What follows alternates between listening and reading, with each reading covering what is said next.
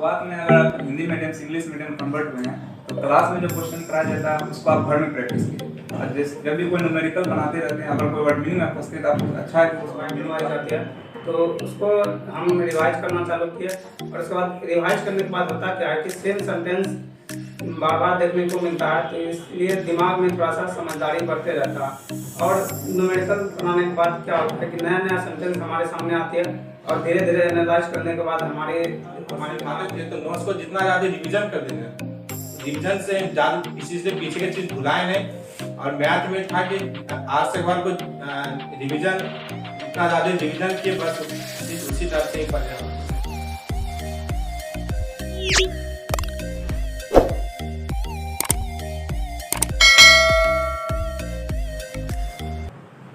Hello everyone, sound जा रहा है सभी के पास? एक बार मैसेज करके बताएंगे।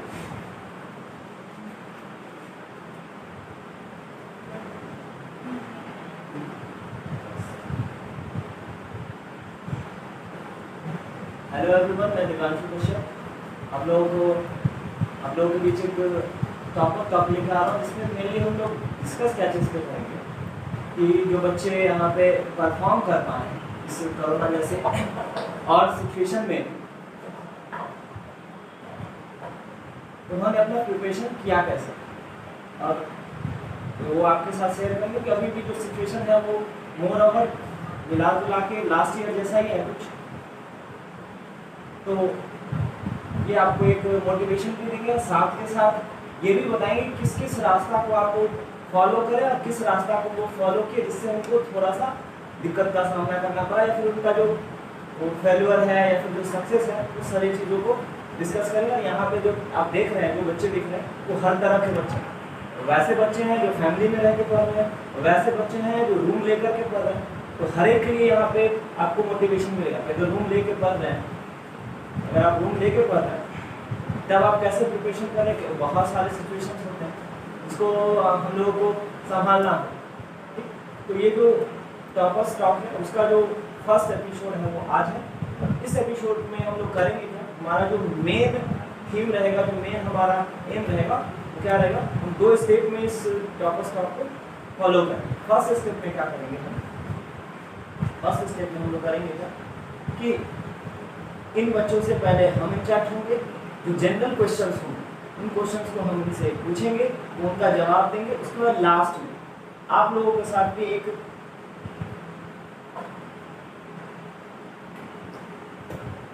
आप लोगों के साथ भी इंटरेक्ट करेंगे हम लोग। इसमें आप लोग अपने अपने क्वेश्चंस को पूछेंगे। अगर शुरुआत से ही आप क्वेश्चंस करेंगे तो उसका जवाब हम नहीं दे पाएंगे, क्योंकि बहुत सारा क्वेश्चन है। दैट्स व्हाई करेंगे क्या कि फर्स्ट राउंड में क्या करेंगे, पहले पूरा एक शो को चलने देते हैं। फर्स्ट राउंड में 2 राउंड में पूरा शो चलेगा। फर्स्ट राउंड में क्वेश्चन हमारा होगा, आंसर इनकी होंगे। सेकेंड राउंड में क्या करेंगे हम लोग, जो आपके क्वेश्चन होंगे, जितना क्वेश्चन हम किए उस क्वेश्चन से वो चीज़ अगर कवर नहीं हो पाया है तो आपके क्वेश्चन को लेंगे लास्ट में, या फिर उनसे इन बच्चों से हम लोग इंटरेक्ट करें। तो फर्स्ट ऑफ ऑल आप लोग करेंगे क्या, जो मैं कह रहा था अभी कि जो पूरा जो सीरीज होगा तो उसका फर्स्ट पार्ट भी आ रहा है अपने पास, और इसी तरह का कुछ सीरीज हम लेके चलेंगे। जो बहुत सारे बच्चे हैं जो बहुत मेहनत किए हैं, बहुत मेहनत करने के बाद अपने मुकाम तक पहुंच पाए हैं, उनसे हम लोग एक एक करके बात करेंगे हर एक सब्जेक्ट के बारे में। सिर्फ पढ़ाई के रिलेटेड ही नहीं बात करेंगे, वो जो स्ट्रेस है, वो जो सिचुएशंस है जो आपके हिसाब का नहीं चल रहा है, उसको कैसे मतलब बियर किए, क्या इनका रूटीन रहा है, क्या वो अपने आप को किस तरह से कोरोना जैसे सिचुएशंस में। इस साल का जो सिचुएशन है फिर भी बहुत बेहतर है पिछले साल के मुकाबले, बहुत ज़्यादा बेहतर है। पिछले साल के मुकाबले इस साल का जो सिचुएशन है बहुत बेहतर है। उस खराब सिचुएशन में भी वो अपने आप को एटलीस्ट मोटिवेट कैसे करे। अगर टीचर हम लोग डिमोटिवेट हो जाते हैं पिछले साल के सिचुएशन को देख के, तो वो स्टूडेंट यहाँ जो बैठे हैं वो कैसे अपने आप को मोटिवेट करके रखें, उन चीज़ों पर हम लोग बात करेंगे। आप क्या करेंगे, एक पेज और एक कॉपी निकाल के रखेंगे, उसमें वो चीज़ें नोट करेंगे कि what to do and what to not do, वो लिखेंगे, लिख के रखेंगे। क्यों? क्योंकि एक बहुत अच्छा कहावत है कि ज़िंदगी जो है वो इतना बड़ा नहीं है कि हर एक गलती आप खुद करें। ज़िंदगी इतना बड़ा नहीं है कि आप हर एक गलती खुद करें। तो तरीका क्या है कि आप दूसरों की गलतियों से सीखें। तो इनकी जो गलतियाँ होंगी उनसे सीखेंगे, वो जो एक अलग अप्रोच लगाए होंगे उनसे भी सीखेंगे। तो आप लोग नोट करेंगे कि एट लीस्ट इनके द्वारा किया गया गलती आप ना दोहराएं, क्योंकि अगर आप दोहराते हैं तो स्टॉप और स्टॉप का कोई मतलब ही नहीं रहता। स्टॉप और स्टॉप इसलिए हम लोग करा रहे हैं कि ये जो अपने लाइफ में झेल के आए हैं, जो सीखे हैं, जो उनको लगता है कि नहीं हमारे हमारे जो जूनियर हैं उनको हम बताएं, वो उस चीज को ना झेलें, उस चीजों को वो ना फेस करें। तो इसके लिए हम लोग इन लोगों से इंटरेक्ट करें। तो फर्स्ट राउंड में क्या होगा कि क्वेश्चंस हमारा होगा, आंसर इनका होगा। सेकंड राउंड में क्वेश्चंस आपके होंगे और आंसर इनका होगा। तो आपको जिन इंडिविजुअल से आपको जो पूछना होगा वो आप पूछेंगे, लेकिन आप मेरा एक पर्सनल सेशन रहेगा कि आप एक पेज लेकर उसमें लिखेंगे what to do and what to not do. हर एक चीज को लिखेंगे, क्योंकि कल से हम अगर इस पथ पे चलेंगे, इस पथ को ये अभी जस्ट छोड़ के आए, उस पथ पे अगर हम लोग कल से स्टार्ट करेंगे चलना, तो उसके लिए एक मंदिर का एक रास्ता पता होना चाहिए, कहाँ तक जाना है, किस रास्ते से जाना है। और ये जो पहले उस पथ पे अच्छे तरीके से गुजर के आए, उनसे अगर आपको हेल्प मिल जाएगा तो आपका थोड़ा सा आसान होगा चलना। तो अगेन आपको उतना ही दूरी पड़ेगा, लेकिन हाँ इनके हेल्प से क्या होगा कि आपका जो रास्ता होगा वो थोड़ा सा आसान हो जाएगा। तो हम लोग स्टार्ट करते हैं, एक एक करके इंट्रोडक्शन लेते हैं इन लोगों का, और उसके बाद फिर धीरे धीरे हम अपने जो हमारे पास पहले से प्रिपेयर्ड क्वेश्चन है, आप लोगों का सजेशंस है। पहले का तो कुछ बच्चों का क्वेश्चन था कि सर ये पूछना चाहिए, ये क्वेश्चंस पूछना चाहिए, तो वो क्वेश्चंस हमारे पास पहले से प्रिपेयर है। उस क्वेश्चंस के अलावा अब साउंड जाएगा हमारे ख्याल से, तो उन क्वेश्चंस के अलावा जो क्वेश्चंस रह जाता है, जो आपको लगता है कि आपको पूछने चाहिए, तो आप अपने क्वेश्चंस को भी साइड में लिख के रखेंगे और लास्ट में एक एक करके क्वेश्चंस पूछेंगे। तो फर्स्ट हम स्टार्ट करते हैं कामरान से। तो थोड़ा सा इंट्रोडक्शन हम कामरान के वाले फर्स्ट दे देना चाहते हैं। ये जो है वो इस बार अरिया डिस्ट्रिक्ट में जो साइंस का एग्जाम हुआ था, 11-12 का जो एग्जाम था, उसमें इनका फर्स्ट रैंक। तो उनसे पहले एक छोटा सा इंट्रोडक्शन लेना चाहते हैं। फर्स्ट नाम तो हम बताएंगे, वो 10th कहाँ से किए हैं वो बताएंगे कामरान, एंड देन ये बताएंगे कि 12th के बारे में, फर्स्ट और 10th के बारे में। मेरा नाम मोहम्मद कामरान हुआ। मेरा 10th का पढ़ाई जो है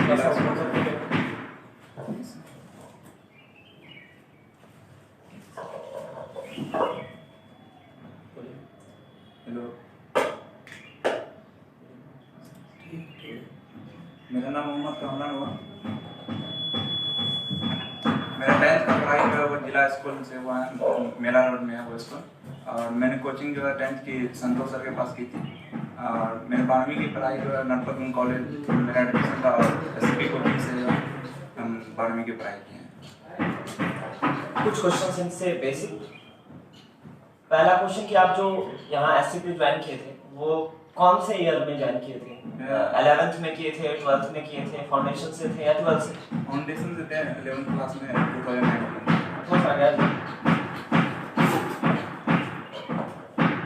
2019 से। ओके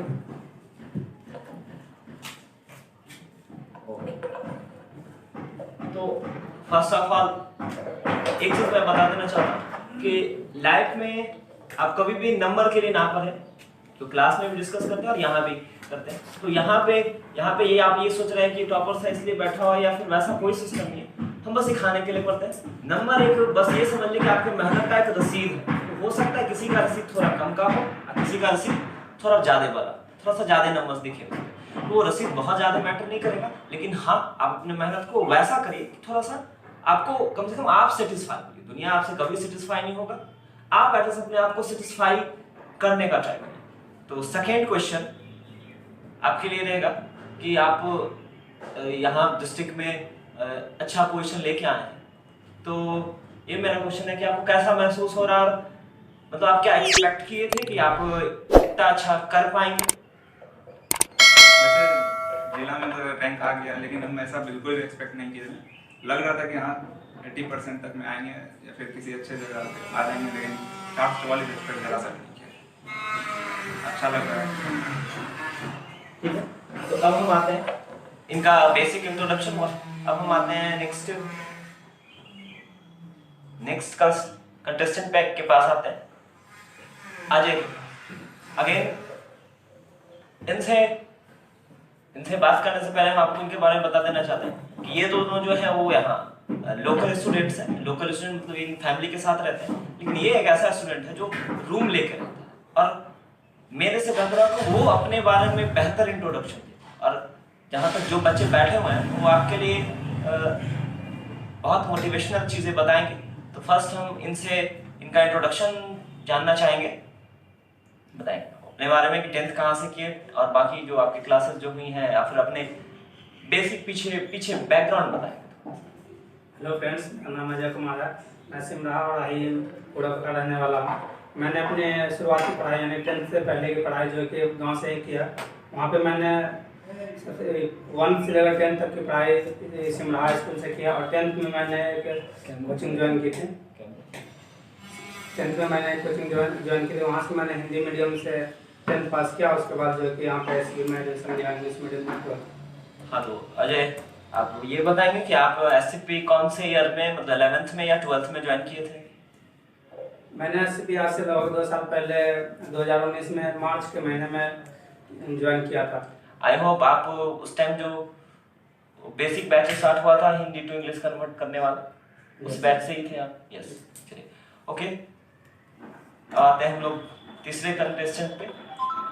अब आलोक, आप बताएंगे कि आप अपने बेसिक पढ़ाई कहाँ से किए हैं, और क्योंकि पहले फर्स्ट इंट्रोडक्शन होता है, फिर एक एक करके हम क्वेश्चंस पे आएंगे।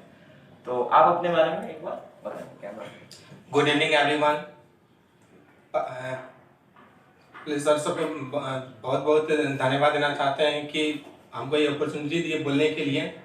मेरा नाम आलोक कुमार है और हम क्लास 10th मॉडर्न अकेडमी से किए हैं और फिर मैं जो कोचिंग था संजीव सर से किए हैं। यहाँ क्लास 11th 2019 में 15 मार्च 2019 को आए थे। क्लास 11th के लिए बेसिक बैच से ही पढ़ रहे हैं और क्लास 12 यहीं से किए हैं। कुछ इनके बारे में हम खुद बताना चाहते हैं कि एससीपी का जो फर्स्ट बैच है वो ये सामने दिख रहा है और फर्स्ट बैच का जो रिजल्ट है वो भी सामने दिख रहा है, और इत्तेफाक से आपको फर्स्ट बैच का फर्स्ट स्टूडेंट भी सामने दिख रहा है, क्योंकि एससीपी का वो बच्चा है जो फर्स्ट बैच का फर्स्ट स्टूडेंट। कहने का मतलब क्या कि एससीपी का जो 11th का फर्स्ट बैच स्टार्ट हुआ था 2019 में, 15 मार्च से उसका जो फर्स्ट स्टूडेंट था वो यही था। और मेरे लिए भी बहुत अच्छा ये एक अपॉर्चुनिटी है कि वो बच्चा जो मेरे पास फर्स्ट बच्चा था इस बैच का, वो बच्चा आज मेरे साथ बैठा हुआ और इस टॉपर स्टॉक में बैठा हुआ, अपने मेहनत की बदौलत, अपने जुनून की बदौलत यहाँ तक बैठा हुआ है। तो मेरे लिए भी बहुत अच्छा बात है कि जो फर्स्ट बच्चा वो कहीं ना कहीं यहाँ तक पहुँच पाया है। तो अब सभी का इंट्रोडक्शन हो गया। अब कुछ जनरल क्वेश्चन हम एक एक करके हर एक से करेंगे। क्वेश्चन सेम होगा, हर एक को अपना अपना आंसर देना। तो स्टार्ट करेंगे हम फर्स्ट अजय से। अजय ये बताएंगे कि आप जो अपना 10th किए हैं वो 10th कौन से मीडियम से किए हैं, हिंदी मीडियम से या इंग्लिश मीडियम से? आप जो किए हुए हैं वो कौन से स्कूल से किए हुए हैं? गवर्नमेंट स्कूल से किए हुए हैं, प्राइवेट स्कूल से किए हुए हैं, कहाँ से किए हुए हैं? सर मैंने 10th हिंदी मीडियम से पास किया, बिहार बोर्ड से। बिहार बोर्ड हिंदी मीडियम से आप किए हुए हैं? अच्छा, गवर्नमेंट स्कूल से किए हुए हैं, प्राइवेट स्कूल से किए हुए हैं? गवर्नमेंट स्कूल से किया हूँ। अच्छा, हाँ। 10th से पहले आपको कभी सीबीएसई स्कूल में पढ़े हैं, इंग्लिश मीडियम में? नहीं। और यहाँ आप 12th का जो एग्जाम दिए हैं वो आई होप इंग्लिश मीडियम में दिए हैं? यस। और यहाँ जो आप क्लास करने आए थे एसपी में, तो उस टाइम जो आप क्या माइंडसेट से आए थे कि आपको हिंदी मीडियम से क्लास करना है या फिर इंग्लिश मीडियम से क्लास करना है? सर मैंने सबसे पहले जब यहाँ पे एससीपी में आए थे तो माइंड में यही था कि जाना है और हिंदी मीडियम में जो एडमिशन लेना, लेकिन यहाँ पे आए तो आप लोगों के मोटिवेशन की वजह से मैंने इंग्लिश मीडियम में एडमिशन लिया। उसके बाद आप लोगों के सपोर्ट से धीरे धीरे अपने आप में इम्प्रूव होता गया। देखिए, सच्चाई ये है कि हम हर एक का सपोर्ट करते हैं, वैसा है, हमारा काम ही होता है सपोर्ट करना, लेकिन एट द लास्ट इन आपका अपना जो विल पावर है वही काम होता है। अगर आप यहाँ पे बैठ पाए हैं हमारे साथ, उसमें हमारा बस एक रास्ता दिखाने भर का ही हेल्प है। बाकी अगर आप अपने विल पावर को उतना मजबूत नहीं करते, अपने इच्छा शक्ति को उतना मजबूत नहीं कर पाते, तो आज यहाँ पे आप नहीं बैठ पाते। तो सबसे बड़ी बात कि आप गवर्नमेंट स्कूल से पढ़ के आए, हिंदी मीडियम से पढ़ के आए, गांव से पढ़ के आए, उसके बावजूद भी आप जो कहा गया, जो टीचर के द्वारा कहा गया, उस पर चलने का चाहिए। और आपको यहाँ इंग्लिश मीडियम को चूज किया और इंग्लिश मीडियम को चूज करने के साथ आप बहुत बेहतर, क्योंकि इस बार का जो एग्जाम का जो रिजल्ट आया, बाय डिफॉल्ट आपको कह देना चाहता है कि जो भी बच्चा यहाँ पे 350 यानी 350 से ऊपर लेके आया हो, मतलब दूसरे बोर्ड के हिसाब से, दूसरे क्लासेस के हिसाब से, वो आप 100 नंबर ज्यादा बढ़ा के लगा लीजिए, क्योंकि इस बार का जो साइंस का रिजल्ट आया वो बहुत बेहतर नहीं आ पाया। बहुत जो ओवरऑल रिजल्ट देखा जाए बोर्ड का बहुत बेहतर नहीं आया, लेकिन उसमें भी आप लोग इतना अच्छा लेके आए तो वो बहुत अच्छा। हिंदी मीडियम का बच्चा है इंग्लिश मीडियम में आके कन्वर्ट किया। अगेन यही क्वेश्चन, सेम क्वेश्चन रहेगा कामरान के लिए भी कि आप 10th कौन से स्कूल से किए थे, गवर्नमेंट स्कूल था या प्राइवेट स्कूल था, क्योंकि बहुत सारे गांव के बच्चों के माइंड में ये होता है कि हम गांव से आए हुए हैं और हम गवर्नमेंट स्कूल से पढ़े हुए हैं, हिंदी मीडियम से पढ़े हुए हैं, मेरे से तो इंग्लिश होगा ही नहीं। तो उस मिथ को भी, क्योंकि यहाँ पे बैठने का जो फर्स्ट रीजन है वो हम ये चाहते हैं कि जो मिथ है, जो एक भ्रम है लोगों के दिमाग में कि ये हमसे नहीं हो पाएगा, उस भ्रम को तोड़ना हमारा ये मतलब मेन यहाँ पे एम है। तो आप वही क्वेश्चन, सेम क्वेश्चन होगा कि मेरा भी 10th जो है वो गवर्नमेंट स्कूल से ही रहा, सरकारी स्कूल रहा, लेकिन मैंने 8वीं तक की पढ़ाई जानक अकेडमी जो सायरा नगर में वहाँ पर से की थी। और जहाँ तक बात है कि हिंदी मीडियम से इंग्लिश मीडियम कन्वर्ट करना, वो नहीं, आपका मेरा क्वेश्चन ये है कि आप जो यहाँ पे माइंडसेट होता है ना कि आप बच्चा एक माइंडसेट, जैसे इस बच्चे का पहले से ही माइंडसेट है या फिर नहीं है कि आप हिंदी में पढ़ना चाहते हैं इंग्लिश में, आपका माइंडसेट मेरा शुरुआत में तो हिंदी मीडियम में पूरा माइंडसेट था, घर से ही बना के आए थे हिंदी मीडियम पढ़ेंगे, लेकिन बाद में यहाँ सर जब समझाएं कि नहीं, आगे सर सब सपोर्ट की वजह से, मोटिवेशन की वजह से इंग्लिश में कन्वर्ट हो। आपका विल पे आवर आपको उतना सपोर्ट किया कि आप यहाँ तक पहुँच पाए, और यहाँ तक ही नहीं पहुँचे, आप कहीं ना कहीं अपने आप को डिस्ट्रिक्ट में भी रिप्रेजेंट करते, और वो वैसा बच्चा जो हिंदी मीडियम से, क्योंकि उसको अगर पहले से विल पावर स्ट्रांग होता कि नहीं हमको इंग्लिश में ही करना है, तो वो सोच के नहीं आता कि हमको हिंदी में करना है। वो पहले से ही जो सच्चाई है वो सच्चाई है कि आप उसको नहीं नेगलेक्ट कर सकते, कि पहले से सोच के आता ना कि वो हमको हिंदी में ही करना, मतलब इंग्लिश में ही करना, हिंदी में नहीं करना। कहीं ना कहीं आपको अपने आप पे वो बिलीव नहीं था कि हम इंग्लिश में कर पाएंगे, दैट्स व्हाई आप हिंदी में सोचे थे कि हिंदी में क्लासेस का, लेकिन आपने इंग्लिश में किया और बहुत अच्छा परफॉर्मेंस रहा आपका। अब आते हैं वो सेम क्वेश्चन इनके आलोक से कहते हैं कि आप 10th कहाँ से किए, कौन से स्कूल से, और आप किस मीडियम में किए और क्या माइंडसेट से? क्लास 10 जो मॉडर्न एकेडमी से किए थे, और बचपन से ही वहीं पर 1 to 10 मॉडर्न एकेडमी से किए हैं। और फिर मेरा जो इंग्लिश था मतलब पहले से ही ठीक ठाक था, मॉडरेट लेवल के था, ज़्यादा अच्छा भी नहीं था, ज़्यादा खराब भी नहीं था। फिर हम पूरा माइंड सेट ही करके आए थे कि पढ़ना तो 12th करना है तो इंग्लिश मीडियम में ही करना, हिंदी में तो नहीं करना है, क्योंकि इंग्लिश में बुक ज़्यादा नंबर ऑफ बुक मिल जाते हैं, हिंदी मीडियम में ज़्यादा, इंग्लिश मीडियम ज़्यादा क्वेश्चंस भी हो जाते हैं। और इंग्लिश और आजकल के जो युग है, मतलब कि आजकल जो का है, तो इंग्लिश का तो ज़्यादा वेटेज हमारे सोसाइटी में भी दिया जाता है। और फिर जैसे आलोक का कहना है एक तरह से कह सकते हैं हम लोग कि जो अभी का जो एरा है उसमें है क्या कि इंग्लिश आपको कहीं ना कहीं डिमांड करता है। डिमांड करने के पीछे का रीजन ये है कि आप मान लेते हैं आजकल का जो जॉब आता है वो जॉब जरूरी नहीं है कि आपको हिंदी क्षेत्र में ही मिले।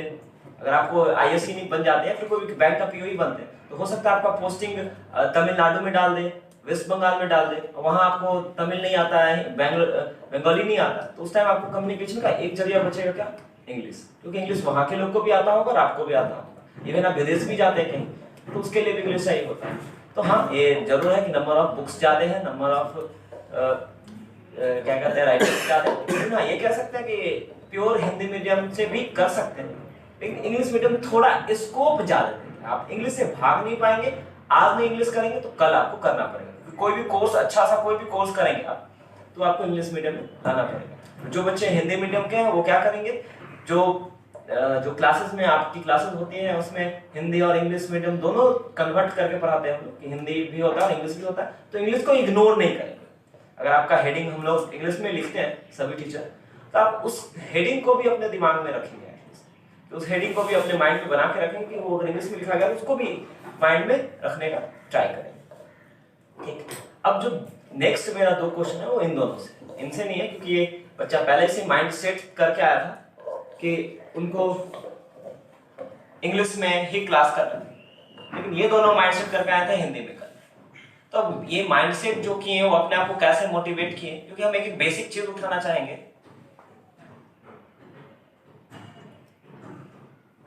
बेसिक चीज़ हम उठा रहे हैं कि जो ये हिंदी टू इंग्लिश कन्वर्ट किए हैं, तो वो के किस तरह से अपने आप को मोटिवेट किए, किस तरह से इसमें आपको कन्वर्ट कर पाए आप अपने आप को। तो ये थोड़ा सा डिटेल में बताएंगे आप, क्योंकि बहुत सारे बच्चों के माइंड में होता है कि हिंदी टू इंग्लिश कैसे कन्वर्ट करेंगे, क्योंकि आप 10th है हिंदी तक हिंदी से किए हैं और उसका फिर आप अपने आप को यहाँ पे भी आए थे हिंदी से ही करने का, इंग्लिश में कन्वर्ट किया। तो आप एक बार थोड़ा डिटेल में बताएंगे। देखिए, जब शुरुआत में अगर आप हिंदी मीडियम से इंग्लिश मीडियम कन्वर्ट हुए हैं तो क्लास में जो क्वेश्चन कराया जाता है उसको आप घर में प्रैक्टिस कीजिए। और जब भी कोई न्यूमेरिकल बनाते रहते हैं, अगर कोई वर्ड मीनिंग में फंसते हैं तो आपको अच्छा है कि उस वर्ड मीनिंग को आप अंडरलाइन करके, मोबाइल भी है, इंटरनेट भी आजकल बहुत कुछ उपलब्ध है, वहाँ से हिंदी पढ़ के आप आराम से इंग्लिश में कन्वर्ट हो सकते हैं। थोड़ा टाइम लगेगा, 6 महीना 1 साल लगभग टाइम लगता है। 1 साल तो बहुत ज़्यादा बोले, लेकिन 6 महीना तक में आप बहुत अच्छा से कंफर्टेबल हो जाते हैं इंग्लिश में। और लिख करके अगर आप प्रैक्टिस कीजिएगा तो आराम से हो सकता है इंग्लिश। अच्छा, सेम क्वेश्चन आपके पास है क्योंकि आप ये वही चल रहा है। और एक चीज और, सभी का तरीका अलग अलग हो सकता है। ऐसे कामरान का अलग तरीका है कि आप एक जो क्लास में करा रहे हैं उस क्वेश्चंस को आप अच्छे से कर जाइए, फिर या तो हमसे पूछिए या तो नेट से या फिर डिक्शनरी से, वहां से पूछ के आप अपने आप को थोड़ा सा स्ट्रॉन्ग कर सकते हैं। इनका देख लेते हैं, अजय का क्या है इसमें ओपिनियन। जब मैं क्लास नया अटेंड कर रहा था तो मुझे इंग्लिश में बहुत सारे प्रॉब्लम आ रहे थे, जैसे वर्ड पावर कमजोर होना, क्योंकि बचपन से हिंदी मीडियम में रहे तो उतना वर्ड स्टॉक भी नहीं था। तो हमने धीरे धीरे जो कि जैसे कोई सेंटेंस पढ़े तो उसमें जो वर्ड नहीं समझ आया तो उसको हमने डिक्शनरी में खोजना चालू किया।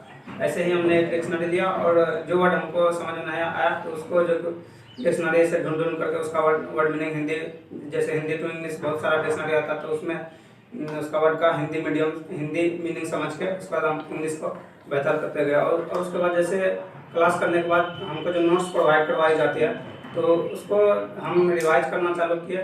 और उसके बाद रिवाइज करने के बाद होता क्या है कि सेम सेंटेंस बार बार देखने को मिलता है, तो इसलिए दिमाग में थोड़ा सा समझदारी बढ़ते रहता है। और न्यूमेरिकल बनाने के बाद क्या होता है कि नया नया सेंटेंस हमारे सामने आती है और धीरे धीरे एनालाइज करने के बाद हमारे दिमाग में इंग्लिश का समझदारी धीरे धीरे डेवलप होने लगता है। तो वैसे ही धीरे धीरे इंग्लिश में इम्प्रूव होता गया हम लोग का। तो क्या आपको लगता है कि इंग्लिश में कन्वर्ट होना टफ है या फिर मुश्किल है? नहीं सर, इंग्लिश में कन्वर्ट होना टफ काम नहीं है, थोड़ा सा चैलेंजिंग रहता है हिंदी मीडियम के बच्चों के लिए, क्योंकि जो बचपन से ही हिंदी मीडियम में पढ़ के आते हैं वो डायरेक्ट एक बार इंग्लिश का नाम सुन करके थोड़ा सा डर जाते हैं, लेकिन मेहनत करने के बाद धीरे धीरे कन्वर्ट किया जा सकता है आसान। एक चीज़ और हम इंक्लूड करना चाहेंगे, जब भी जो कोई बच्चा, जब हम खुद आए थे हिंदी मीडियम से 11th में, तो मेरा दिमाग में सबसे पहले था कि 12th में जाके एग्जाम में कैसे लिखेंगे। कहे कि क्या होता है कि 10th से हम लोग रायता फैलाते हुए आते हैं कि 10th में क्वेश्चन आता है, उसको 10-15 लाइन में लिखना है, या फिर शुरुआत में जब जैसे 10th में आप 11th में आइएगा तब तक सबसे पहले ये बात आएगा हम लिखे तो लिखे कैसे, जबकि आपको उस समय लिखना कुछ नहीं होता। 11th में कोई एग्जाम नहीं होता, उस समय बस आपको न्यूमेरिकल प्रैक्टिस करना होता है, जबकि 12th में आपको लिखना होता है। तो उस टाइम तक में आप अगर 1 साल अगर समय दे देते हैं तो आपको इतना समझ अपने आप डेवलप हो जाता है कि आप लिख सकते हैं। इसलिए टेंशन किसी को नहीं लेने की जरूरत है कि हम एग्जाम में कैसे लिखेंगे, 10-15 लाइन कैसे फैलाएंगे। एक जब हम खुद फील कर रहे थे, हम खुद एकदम 6 महीना बस यही सस्पेंस निकाल दिया एग्जाम में लिखना कैसे, बाद में पता चला एग्जाम में लिखने में कुछ नहीं होता, बस समय देने से हो जाता है। इसलिए इस चीज़ का टेंशन लेने की जरूरत ही नहीं कि एग्जाम में कैसे हो जाएगा। अगर आप समय दीजिएगा, कोई भी चीज़ को मेहनत कीजिएगा तो आ जाता है। जैसे ये जो क्वेश्चन का आंसर दिया, क्योंकि ये क्वेश्चन मेरे पास भी यही बच्चा बहुत बार हम लोगों के साथ करता था कि सर अभी तो नया 11th में आए हैं, तो अभी तो चलिए न्यूमेरिकल बना रहे हैं 11th में, लेकिन 12th में तो सर लिखना होगा ना, तो कैसे लिखेंगे। तो उसको सेम आंसर हम लोग देते थे जो आपको बता, आप लोग को भी सेम ही आंसर देते। फर्स्ट ऑफ ऑल आपको अपने आप पे बिलीव रखना पड़ेगा कि हमसे हो जाएगा। और ये क्या कहते हैं, वैसे बच्चे बैठे हुए हैं जो अपने आप को कन्वर्ट किए हैं। और एक बात ये सोचने वाला बात है कि आप लास्ट का 16 साल, मैक्सिमम 16 साल 15 साल या 14 साल 10th पास करके आ रहे हैं तो 14-15 साल यही एज होता है। उस 14 साल 15 साल जो बिहार बोर्ड के बच्चे हैं वो इंग्लिश को बस ऐसे ही दरकिनार करके रखते हैं। उसके बाद अगर आप उस चीज को सीखना चाहते हैं तो थोड़ा सा तो टाइम लगेगा, थोड़ा टाइमिंग आपको उस चीज को करना पड़ेगा। अगेन आप आलोक से चाहते हैं कि चलिए उनका इंग्लिश ठीक था, बहुत अच्छा नहीं था, लेकिन फिर भी वो इंग्लिश पे कैसे काम किया। मतलब इंग्लिश, अभी हम सब्जेक्ट का बात नहीं कर रहे, लैंग्वेज का बात कर रहे हैं कि आप जो अपने एग्जाम का अपने इंग्लिश मीडियम से दिया, आप 8-9 जो 9th आपका हिंदी मीडियम से था, लेकिन फिर भी आपने 11th 12th में क्या कैसे किया कि आपका इंग्लिश जो मीडियम है वो इम्प्रूव हो। क्योंकि बहुत सारे बच्चे ऐसे हैं जिनके माइंड में यही क्वेश्चन चलता है कि हम अभी तो 11th है, चलेगा ठीक है, लिखा निकल जाएगा, लेकिन 12th में हम कैसे रिप्रेजेंट करेंगे, तो वो थोड़ा सा आप एक बार शेयर करें। मेरा जो इंग्लिश था तो मतलब ज़्यादा अच्छा तो नहीं था, मॉडरेट लेवल में ही था।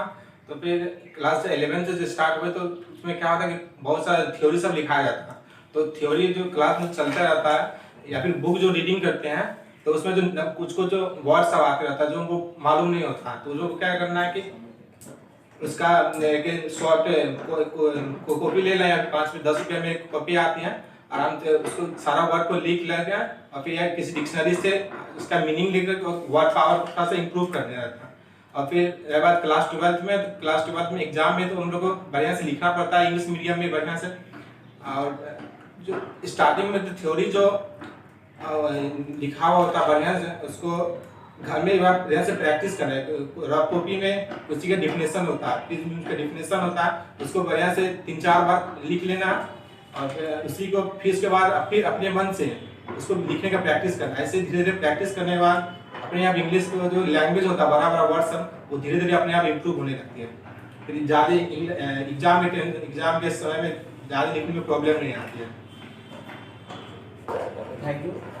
तो ये कोई बेसिक चीज़ है कि जो बहुत सारे बच्चों के माइंड में चल रहा था कि इंग्लिश को कैसे ठीक ठाक किया जाए, जो बच्चे इंग्लिश मीडियम में कन्वर्ट हुए हैं।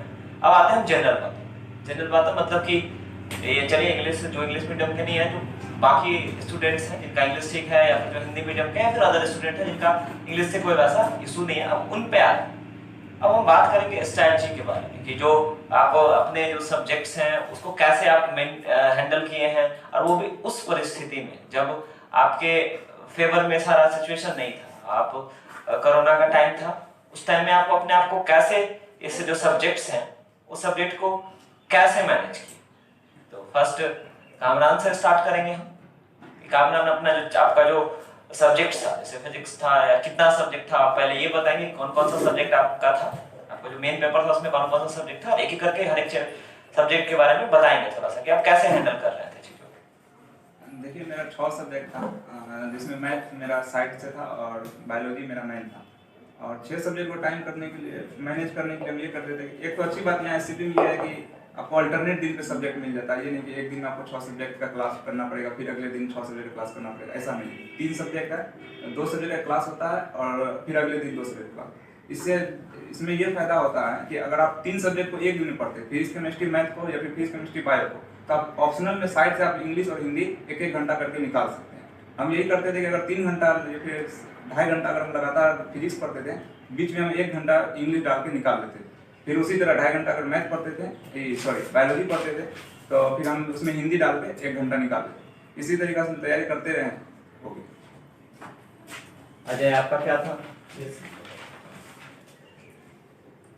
जैसे आपने अलग अलग जो सब्जेक्ट है, आपको पहले फर्स्ट ऑफ ऑल बताएंगे आपका सब्जेक्ट कौन कौन सा सब्जेक्ट था, मतलब कौन कौन सा सब्जेक्ट रखे हुए थे वो बताएंगे, और सब्जेक्ट को कैसे आप हैंडल कर रहे थे। मेरा सब्जेक्ट है जो कि फिजिक्स केमिस्ट्री मैथ हिंदी और इंग्लिश था।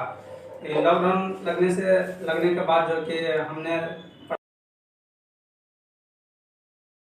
अपने आप को जोड़े रखा। जैसे थोड़ा सा लॉकडाउन जो लगा था 2020 में कोविड-19 के बाद, तो थोड़ा सा डिस्ट्रैक्ट हुआ था, मतलब कि सिचुएशन अपने हिसाब से नहीं चल रहा था, थोड़ा सा पढ़ाई हम लोग का डिस्टर्ब हुआ था। लेकिन एससीपी के अनुभवी सर लोग की वजह से जो कि एससीपी के सर लोग जो कि जैसे जूम ऐप पे पढ़ाना चालू किए, तो वहाँ पे नेट वोट अच्छा नहीं चलने के बाद जैसे बहुत सारे बच्चों के मोबाइल में बफरिंग का प्रॉब्लम आ रहा था, किसी का साउंड का इशू हो रहा था, तो जूम ऐप सक्सेस नहीं हो पाया।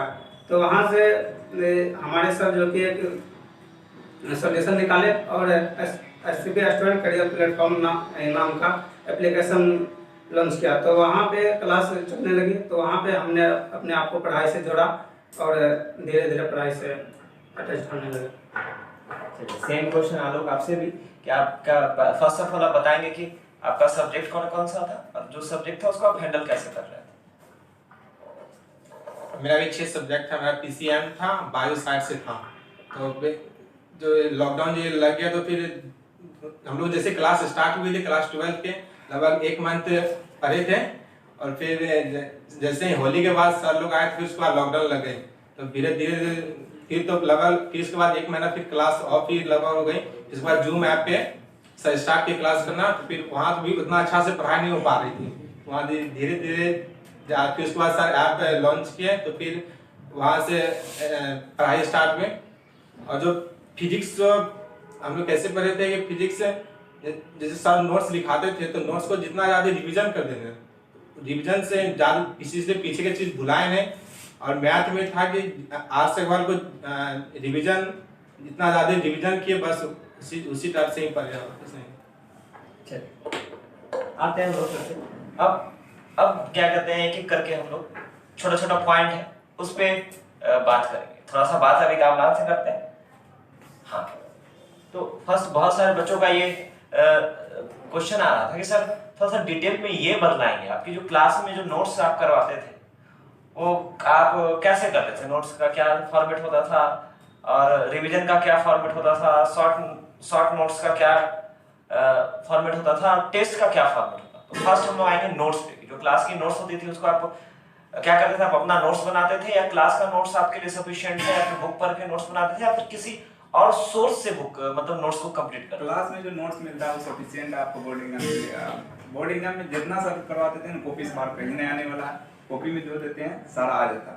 और दूसरी बात कि नोट्स कैसे बनाना, जो सब पीडीएफ भेजते हैं या फिर जो क्लास में लिखवाते हैं आप उसको लिख लीजिए और घर में उसका की पॉइंट बोलिए। जैसे कोई डिफिनेशन अब मिल गया आपको तो आपको पूरा डिफिनेशन रट्टा नहीं मारने पड़ेगा, उसका की पॉइंट है। जैसे कि अगर आपको इलेक्ट्रिक करंट का डिफिनेशन पूछ रहा है तो उसमें आप उसके पहले बहुत कुछ लिखा है, इट इज डिफाइंड है, इट इज कॉल्ड है, उसको छोड़ देना, आपको सीधा लिखना rate of flow of shaft.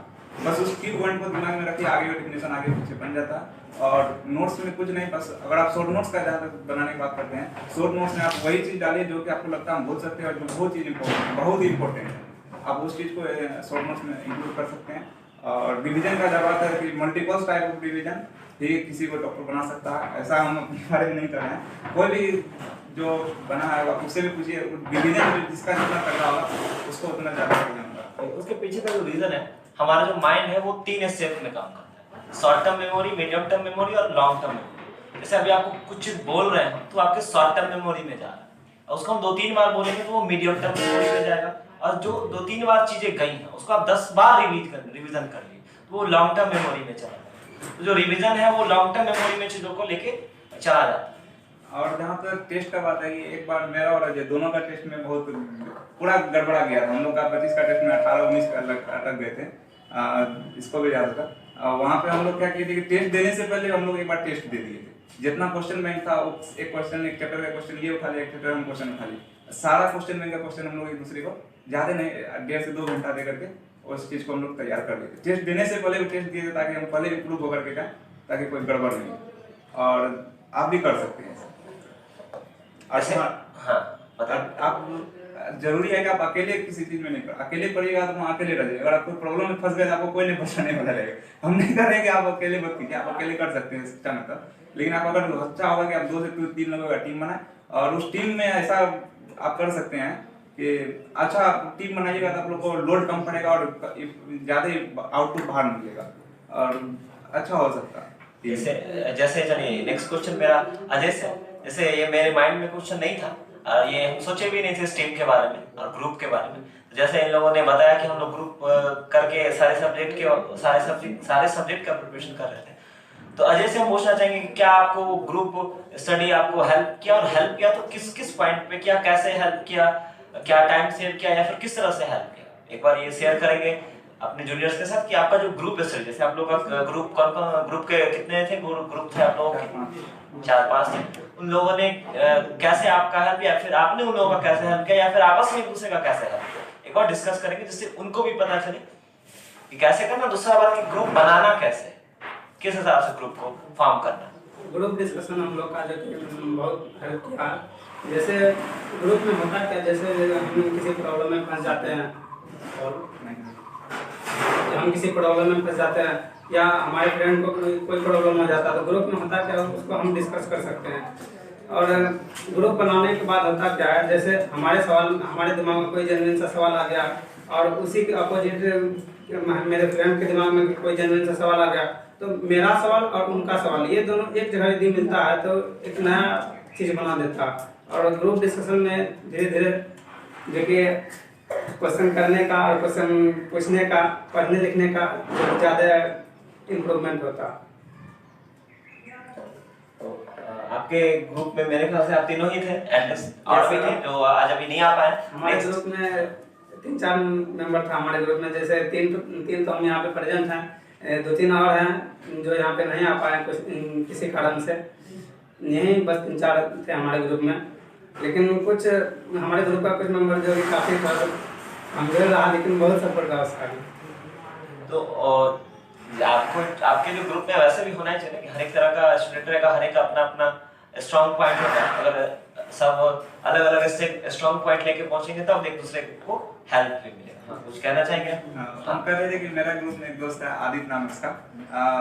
पता है वो लड़का जो 10th में जबकि रिजल्ट ठीक ठाक था, नहीं कहीं खराब था, लेकिन 12th में आकर के इतना गजब मेहनत किया है कि कहने लायक नहीं कि इतना गद्दा मेहनत किया। और पता है हम लोग का इंग्लिश का लगभग 4 से 5 चैप्टर वही लगा कंप्लीट और इतना तगड़ा तरीके से करवाया कंप्लीट। नहीं आएंगे हम लोग इंग्लिश पे आएंगे, क्योंकि बहुत सारे बच्चों के माइंड में ये चल रहा है कि इंग्लिश का प्रिपरेशन कैसे। और ऐसा जरूरी नहीं कि आप हमेशा मजबूत टीम को ही बना ले, मजबूत टीम से ज्यादा जरूरी है आपका टीम ईमानदार होना चाहिए। उसको मजबूत बनाए नहीं, उसको फिर उसको मजबूत बनाए। यस ऑफ कोर्स ये।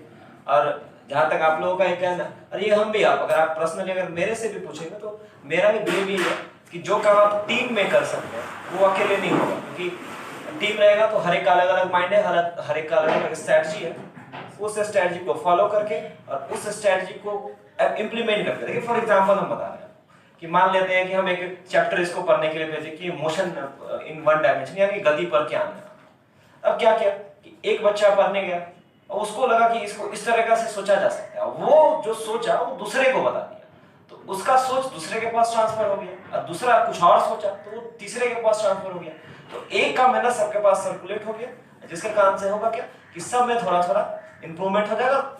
एक आदमी का मेहनत दूसरे आदमी तक चला गया, तो एक स्टेप ये उठा तो साथ के साथ ये भी एक स्टेप उठ गया, और ये स्टेप एक और उठाया तो ये पहले से कैसे उठा होता है, एक स्टेप और उठ गया, तो कुल मिला के पूरा का पूरा सोसाइटी, पूरा का पूरा जो टीम है वो इंप्रूव करेगा। बहुत सारा वैसा जॉब है, जैसे एनडीए का जॉब है, या फिर जो एनडीए का जो जॉब है, या बहुत सारा वैसा जॉब है जो आपके टीम स्किल को देखता है, टीम वर्कर है कि नहीं। तो मेरा भी पर्सनल सजेशन रहेगा कि आपका जिसके साथ फ्रीक्वेंसी मैच करता है, फ्रीक्वेंसी इन द सेंस कहने का क्या हुआ कि आप जिनके साथ कंफर्टेबल होते हैं, जिनके साथ आप आराम से बैठ सकते हैं, बात कर सकते हैं बिना किसी हेजिटेशन के, उनके साथ अपना ग्रुप बना लीजिए और उसके साथ आप कंटिन्यू करिए।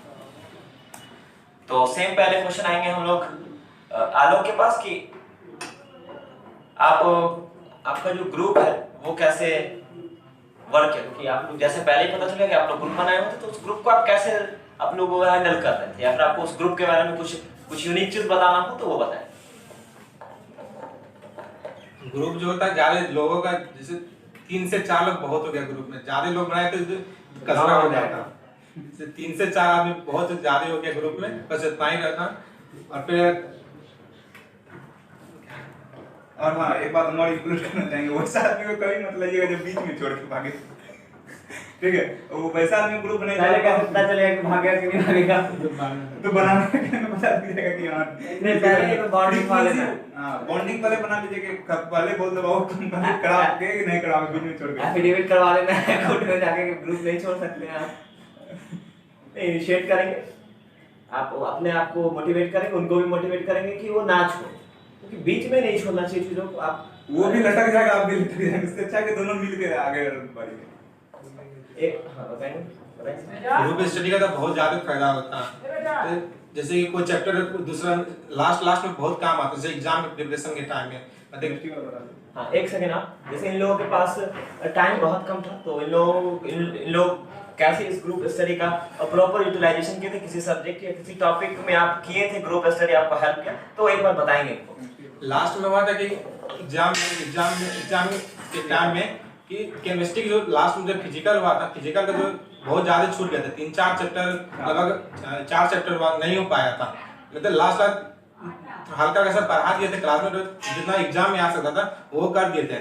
ये सर हम लोग को बोले थे कि जो सर क्लास में एनसीईआरटी के नोट्स सर क्लास में टिक भी करवा दिए थे कि आप ये टॉपिक को जो मेन टॉपिक थे वो टिक करवा दें, क्योंकि एक्चुअल में देखिए उस चीज को तो हम लोग नहीं नेग्लेक्ट कर सकते हैं, लेकिन सिचुएशन उतना फेवरेबल नहीं था, हम लोग को सही बताया, तो इन लोगों के बैच में जो था वो हम लोग ऑनलाइन क्लास भी सही से 2-3 महीना नहीं ले पाए थे उसके बाद। तो टाइम तो बॉन्डेड होता है, हम चाहे काम करें चाहे ना करें टाइम तो बीतेगा ही। तो डेट्स वाई टाइम थोड़ा सा कम हुआ था। केमिस्ट्री का सिलेबस थोड़ा सा वास्ट है, डेट्स वाई पूरा जो आप 100% कहेंगे कि एक पॉइंट कवर कराना वो थोड़ा सा मुश्किल हो गया था, तो सब टिक करवा दिए थे। तो ये लोग अपना एक स्ट्रेटजी बना के अपना जो ग्रुप बना के इसको शायद अलग तरीके से बना, तो वो एक बार शेयर कर देंगे। लास्ट लगभग 4 चैप्टर हम लोग को जो सर थे बुक एनसीईआरटी के बुक में टिक लगा दिए थे कि ये बहुत ज्यादा इंपॉर्टेंट है एग्जाम के लिए। तो हम लोग लगभग 4-5 स्टूडेंट का ग्रुप बनाए थे, तो पांचों को क्या थे 5 चैप्टर दे दिए थे। तो पांचों को बोले थे कि बढ़िया से नाम बताएंगे कौन कौन आपके उस चैप्टर में कौन बच्चे को क्या क्या दिए, याद है क्या आपको? जैसे याद है चलिए आप बताएंगे, ये दोनों मिलके बताएंगे। वैसे 4 चैप्टर था तो हम 2 चैप्टर उठा लिए थे। उनको जहाँ तक याद है सरफेस केमिस्ट्री नहीं सरफेस केमिस्ट्री में सॉल्यूशन और इलेक्ट्रोकेमिस्ट्री हम ले लिए थे। सरफेस केमिस्ट्री आलोक ले लिया था और सॉलिड स्टेट रीति और पिंकी को दे दिए थे। रीति और पिंकी आप लोग ये पूरा कितने दिन में ये एक दिन में मात्र एक दिन में आप लोगों का कंप्लीट किया हुआ? यस मात्र पूरा कर लिया नोट्स के साथ कंप्लीट किया। नोट्स के साथ पूरा एनसीईआरटी को कवर किए थे। पूरा एनसीईआरटी में। ये देखिए एक बार जब टीचर पढ़ा दिए तो इनके माइंड एक बार खुला मतलब ये एक आइडिया लगा, ब्रीफ आइडिया लगा। फिर एक दिन में इन लोगों ने अपना टॉपिक कवर किया। फिर क्या की उस टॉपिक खत्म करने के बाद उसका जो शॉर्ट नोट्स था बोले थे कि जो इंपॉर्टेंट क्वेश्चन सब बहुत ज्यादा प्रीवियस ईयर क्वेश्चन सब का बढ़िया से एक शॉर्ट नोट्स में जगह 3 से 4 पेज में लिख के आने के लिए, फिर उसको बढ़िया से एक दूसरे को एक जगह बैठे लगभग 3 घंटा लगभग 3-4 घंटा में वो पूरा एक दूसरे को पढ़ाया चैप्टर के। ये जैसे सरफेस केमिस्ट्री मेरा एक क्वेश्चन मेरा कि ये जो 3-4 घंटा का बात कर रहे हैं वो 3-4 घंटा में एक चैप्टर पढ़ाए या पांचों चैप्टर? पांचों चैप्टर 4 चैप्टर 3-4 घंटे में एक घंटा करके निकल गया। अच्छा एक घंटा में मतलब सॉरी क्लास में सब बढ़िया समझा चुके थे। नोट्स को बढ़िया से और ज्यादा अच्छा जो आप समराइज किए थे समराइज अभी भी बना हुआ है। अच्छा अब हाँ कोई बात नहीं, उस नोट्स को आप जरूर प्रोवाइड करेंगे, हम उसको अपलोड करेंगे जो जिनसे इन लोगों को एक मोटिवेशन मिले। आप इनका चेपा नहीं मानेंगे, एक आइडिया लेंगे, एक ब्रीफ आइडिया लेंगे उनका। तो और ग्रुप स्टडी में और आप किसी सब्जेक्ट में और ग्रुप स्टडी के बारे में आप काम किए थे? और लास्ट क्लास में इंग्लिश में किए थे। अच्छा इंग्लिश पे भी आएंगे, लेकिन हम एक जो सबसे मेन प्रॉब्लम आप सभी लोगों से पूछना चाहिए इस जो अभी क्रिटिकली अभी जो चल रहा है आपके साथ भी चल रहा था सेम सिचुएशन जिस टाइम लॉकडाउन लगी थी और एट द एंड ये नहीं पता था हम लोग कि आप लोग के टाइम लॉकडाउन खुलेगा कि नहीं खुलेगा, कब खुलेगा वो भी नहीं पता। एक अनसर्टेनिटी का दौर था और थोड़ा बहुत कुछ ना कुछ इस टाइम भी वैसा ही सिचुएशन है। तो आप इस सिचुएशन को कैसे हैंडल किए थे? और एक चीज आप जो बच्चे घर से ऑनलाइन क्लास कर रहे हैं, जो बच्चे घर से ऑनलाइन क्लासेस कर रहे हैं वो कैसे अपने आप को मोटिवेट करें पढ़ने के लिए? क्योंकि जब क्लास में होता है तो वहाँ पे बहुत सारा फैक्टर काम करता है कि सर गुस्सा आ जाएंगे, नहीं पढ़ेंगे तो सर कुछ पूछ देंगे तो फिर प्रॉब्लम होगा। लेकिन घर में वैसा फैक्टर काम नहीं करता। तो उस टाइम आप लोग ये जो ऑनलाइन वाला पीरियड चल रहा है जो आप लोग भी झेले थे उसको कैसे झेलना नहीं कहा जाए, क्योंकि अगर उसको झेलते तो आप यहाँ नहीं बैठते, उसको एंजॉय किए थे इसलिए यहाँ पे पहुंचे। उसको कैसे एंजॉय किया, फिर यूं कहें कि उसको कैसे टैकल किया, कैसे अपने आप को फर्स्ट ऑफ ऑल मोटिवेट किए उस पढ़ाई के लिए। तो स्टार्ट करते हैं जैसे कि आप बताएंगे कि ये ऑनलाइन वाला सिस्टम को कैसे आप अपने एक बहुत नया सिस्टम था हमारे लिए भी और इवन आपके लिए भी, उसको आप कैसे टैकल? सबसे पहले एसपी की तरफ से ऑनलाइन क्लास जो चालू हुआ था वो जूम ऐप पे चालू हुआ था। तो जूम ऐप पे जो क्लास चालू हो रहा था तो उसमें हम अपने घर पे थे, वहाँ पे बहुत सारे प्रॉब्लम आ रही थी, जैसे नेट का इशू, किसी का वीडियो अपने, किसी का साउंड का प्रॉब्लम। तो नेट का इशू और उसका वीडियो ओपन के चलते क्लास बहुत डिस्टर्ब हो रहा था। तो जूम ऐप पे उतना सक्सेस नहीं हो पाया। तो उसके बाद एसपी का ऐप लॉन्च हुआ, उसके बाद वहाँ पे क्लास ऑनलाइन करवाने लगे सब लोग। तो वहाँ से जो कि सिस्टम सब कुछ नया था तो धीरे धीरे समझने लगे, तो धीरे धीरे वहाँ से क्लास अटेंड करने लगे। और क्लास अटेंड करने के बाद जो कि उसका नोट्स प्रोवाइड करवाया जाता था तो उसका नोट्स बनाते थे और उसी को रिवाइज करते थे। और धीरे धीरे अपने आप को मोटिवेट कैसे कर रहे थे? मतलब बहुत टाइम होता होगा कि आपको फील नहीं आ रहा होगा। दूसरा चीज एक चीज अगर आपको डाउट होता था उस ऑनलाइन क्लास में डाउट होता था या फिर आप जब क्वेश्चन सॉल्व करते थे तो उस क्वेश्चंस को कैसे आप कैसे सॉल्व करते थे? दोस्तों से पूछते थे या फिर किस प्रोसेस से? क्योंकि डाउट आना स्टूडेंट है तो आपके पास लाजमी है कि आपके पास डाउट आता था, उस डाउट को कैसे आप सॉल्व करते थे या फिर क्या प्रोसेस था? सर डाउट जो हमें आते थे, तो हम लोग का ग्रुप जो कि लॉकडाउन के बाद भले ही बिखर गया हो, क्योंकि किसी का घर मार्केट में तो वो तो घर में ही रहेगा, लेकिन कोई जो गांव का लड़का है तो उसको तो घर जाना पड़ा, तो ग्रुप में हम लोग का टूट गया, तो हम लोग घर चल गए। तो डाउट होने के बाद हम लोग करते थे क्या, किसी से व्हाट्सएप पे पूछ लेते थे, या उनको कोई परेशानी होती थी तो हमसे व्हाट्सएप पे पूछ लेता था। और इन सब के बावजूद भी हमारा कोई डाउट ऐसा रहा जो नहीं हमसे सॉल्व हो पाया, तो वो डाउट हम सर से व्हाट्सएप पे पूछ लिया करते थे। अगेन सेम क्वेश्चन कामरान से कि क्या तरीका था? वैसे हम लॉकडाउन में पूरा चौपट करके आए थे। जूम पे तो हमको क्लास नहीं किए थे, लेकिन जब SCBF पे क्लास हुआ था तो उसमें हम पूरा क्लास सीरियस होकर किए थे। 1 महीना 2 महीना तो हम लगभग बर्बाद किए हैं, जहाँ तक हमको पता है। और पता कभी कभी समय बर्बाद करना भी आपके लिए फायदेमंद होता है, लेकिन हम आपको ये नहीं बोल रहे समय बर्बाद कीजिए। कभी कभी जब लास्ट में जब आप पढ़ने बैठते हैं तब आपको याद हो वो 2 महीना हम बर्बाद कर दिए, उस 2 महीना को आप याद करते हो और ज्यादा मेहनत करते हैं। वही मेरे साथ हो, लेकिन हम आपको कभी सलाह नहीं देने का 2 महीना बर्बाद कीजिए, लास्ट में पढ़िए। आप शुरुआत से ही पढ़े रहिए, टच में रहिए सब्जेक्ट और लास्ट में पूरा झोंक दीजिए पकड़ वहीं से रिजल्ट। हाँ, एक इंटरेस्टिंग स्टोरी आप जरूर अपने जूनियर्स के साथ शेयर करें कि जहाँ तक हमको पता है कि आप जब कोचिंग में आए थे तो आप अपना मेन सब्जेक्ट मैथ लेके आए थे, ठीक, और आपके साथ कुछ वैसा कांड हो गया जिसके कारण आपको बायोलॉजी भी पढ़ना पड़ा, बायोलॉजी रखना पड़ा, इवन रखना ही नहीं पड़ा, मेन में बायोलॉजी बनाना पड़ा और मैथ को एक्स्ट्रा में रखना पड़ा। और अभी जो आप प्रिपरेशन कर रहे हैं वो बायोलॉजी को रख करके और मैथ के साथ जेईई मेंस का प्रिपरेशन कर रहे हैं। तो ये क्या हुआ क्या था कि आपको मैथ का मूड बना करके बायोलॉजी के बारे में सोचे भी नहीं थे, तो बायोलॉजी रखना ही नहीं पड़ा, बायोलॉजी को मेन बनाना पड़ा और मैथ को एक्स्ट्रा में रखना पड़ा। और कैसे उसको हैंडल किया? वैसे हम बता चाहते हैं कि मेरा पूरा 11th मैथ पढ़े हैं, बायोलॉजी का एक भी क्लास नहीं किए थे।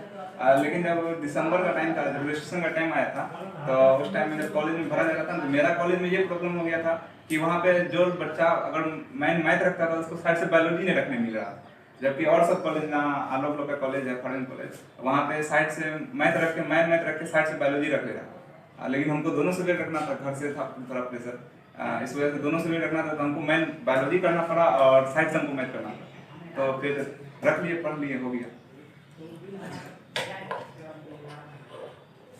चलिए, यहाँ तक समझ में आया। तो एक्चुअली में इनके कॉलेज का जो प्रॉब्लम था क्या कि इनके कॉलेज में मैथ के टीचर नहीं अवेलेबल थे, तो दैट्स वाई बच्चे को मैथ मेन में नहीं रखने दिया जा रहा। तो तरीका क्या था कि बायो को आपको मेन में रखना होगा, एक्स्ट्रा में मैथ रखना, दैट्स वाई इनको रखना पड़ा। और आप इनका अगर रिजल्ट भी देखेंगे तो उन्होंने at the last and bio को अपना मेन बनाया बाय डिफॉल्ट, जैसे भी बनाया, जैसे इच्छा तो उनकी मैथ की थी लेकिन उन्होंने बनाया और उसमें परफॉर्म किया, क्योंकि उनको पता था कि हमको रिजल्ट चाहिए, रिजल्ट दिखाना है। पर सब रहे सीरियस, आप RS वाला बनाए थे, देखिए जो बायो का बच्चा है वो भी RS वाला बनाया, तो वैसा कुछ नहीं है।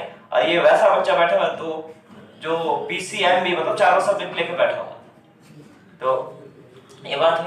अब आते हैं हम लोग थोड़ा सा हिंदी पे कि हिंदी में बहुत ज्यादा बेहतर नंबर है 93। अगर हिंदी का बात करें तो बहुत ज्यादा अच्छा नंबर है।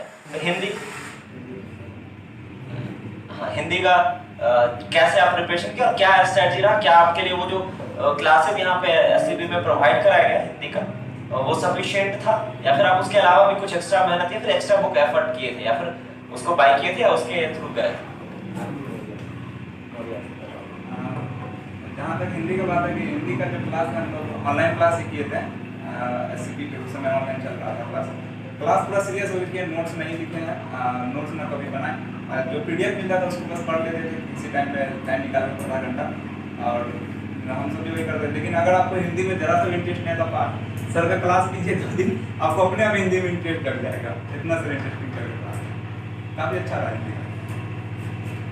आपका हिंदी का कैसा रहा, या फिर कैसे हैंडल की? क्योंकि बहुत सारे बच्चे के माइंड में आता है कि क्या हिंदी का जो पढ़ाई है वो अभी से स्टार्ट किया जाए, फिर लास्ट में स्टार्ट किया जाए, या फिर कितना दिन किया जाए, या फिर क्या प्रोसेस होना चाहिए? ऐसा तो नहीं था कि आप एग्जाम से 1 रात पहले हिंदी पढ़ के गए, या फिर क्या स्टाइल, मतलब हिंदी को कैसे टैकल किया जाए? क्योंकि हिंदी को ऐसे बाद में सोचा है कि बहुत आसान है, एक बार पढ़ लेंगे और हो जाएगा। सर हिंदी बहुत आसान भी नहीं है तो टफ भी नहीं है, हिंदी को मैनेज किया जा सकता है। जैसे हमारे कोचिंग में हुआ भी था कि लास्ट का 2-3 महीने पहले से ही हिंदी के सर आए थे तो क्लास करवाने लगे।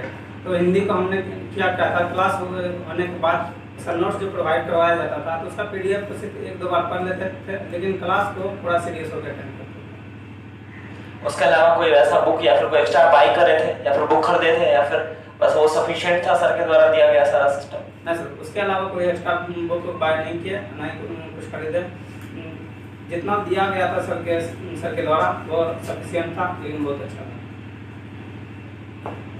और हिंदी में हम एक चीज़ और इंक्लूड करना चाहेंगे कि आप अपना आंसर राइटिंग स्किल्स को ठीक करके रखिए शुरुआत से हिंदी में। हाँ, आपसे एक बार बात करना जरूरी है, क्योंकि ये एक कन्वेंट मतलब ये थोड़ा सा लैंग्वेज पेपर में 90 क्रॉस करना थोड़ा सा टफ होता है लैंग्वेज पेपर में 90 क्रॉस करना, और आपका 93 है वो भी हिंदी में, तो आप कहीं ना कहीं किस तरह से लिखे हैं, और इवन ये भी बताएंगे कि जो आपका एसे आया या फिर जो भी चीज़ आया एप्लीकेशन, उसको आप कैसे टैकल किए।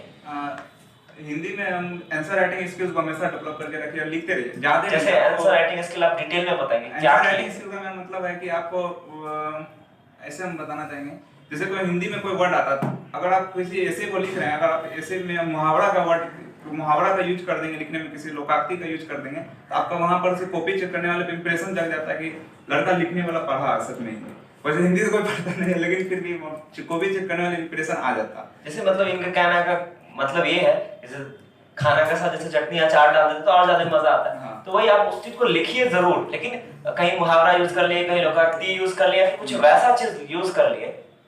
कोरोना पे जब हम ऐसे लिख रहे थे तो लास्ट में हम स्लोगन डालते हुए चले गए थे, गो कोरोना गो नहीं लिखे थे, कुछ और लिखे थे, उस चीज को हम ऐड करते रहे। और जहाँ तक बात रहा कि ऐसे लिखने का, तो ऐसे में जो है आप, हम लोग का तो प्रीडिक्टेड था कि कोरोना पे आना ही आना, लेकिन आप लोग ने भी होगा सब सजेस्ट करेंगे कुछ इस टॉपिक पे आप कर लीजिए, तो उस टॉपिक को आप पहले से तैयार कर ले। एग्जाम के 4-5 दिन 1-1.5 महीना पहले तो आप आंसर राइटिंग स्किल डेवलप कर लीजिए हिंदी के लिए, तो आपको ज़्यादा दिक्कत नहीं होगा। और हम जब एग्जाम दे रहे थे एग्जाम हॉल में, तो वहाँ संजोग से मेरा जो गाइडिंग करने वाले सर थे वो हिंदी के पकड़े गए, तो हम उनको पूछे कि सर आप कॉपी चेक कर दो, किस चीज़ पे नंबर देते? सर बोले कि राइटिंग बड़ा बड़ा लिख दो और हमको क्वेश्चन का नंबर स्पष्ट नजर आना चाहिए, कि ये नहीं कि छोटा में लिख दिए 1 नंबर आप उसी गोला में घस दिए हैं। और सर बोले कि जब आप काटो किसी चीज को, तो ये नहीं कि पूरा एकदम घस पूरा एकदम गोबर मिस कर देना, वो नहीं करना, एक लाइन सीधा सा काट के निकल जाए।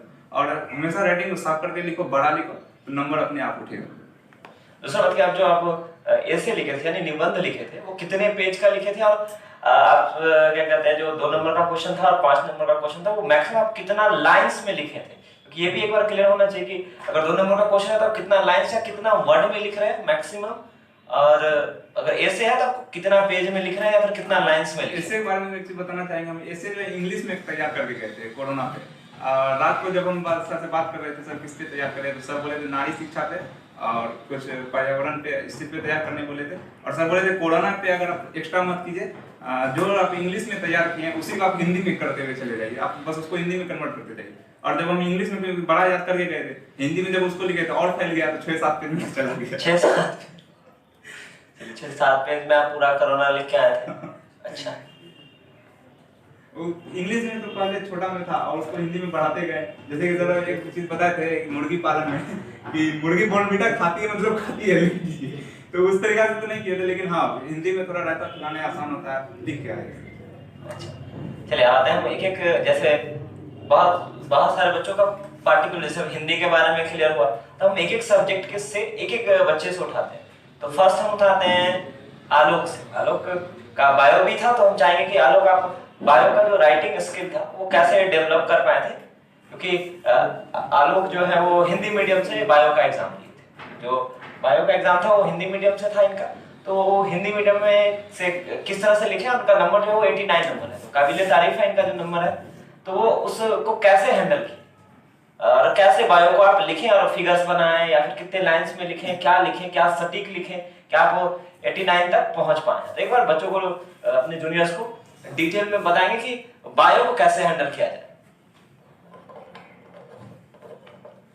क्लास 10th में तो सब कोई बायो पढ़ता ही है, तो हम मेरा जो बायो था जो साइड से बायो था, तो जो जिसका भी साइड से बायो उनके लिए सजेशन होगा कि बायो को सिर्फ पढ़ते चलिए, मतलब कि बढ़िया से ज्यादा फोकस नहीं करना, बस क्लास तो पर्टिकुलर सब लोग करना ही है। क्लास में अगर अच्छा से समझ लिए चीजों को, तो उसी को हिंदी में लिखने में आसान थोड़ा हो गया था हमको, कि किसी भी चीज को मतलब मछली पालन आया था तो उसको बढ़िया से 2 पेज तक ले गए थे खींच करके। और फिर मैं तो बायो साइंस से तो हम ज़्यादा पढ़े नहीं थे, बस सिर्फ क्लास के थे और फिर थोड़ा बहुत नोट्स बनाए थे बस, और यही सब। और राइटिंग में जो हिंदी का जो था वो बहुत अच्छा है, और इसी पर ही नंबर मिला हमको, कुछ नहीं। और हाँ, एक चीज थोड़ा सा ये रहेगा कि राइटिंग थोड़ा एक एट द लास्ट एंड आपका मैटर करेगा।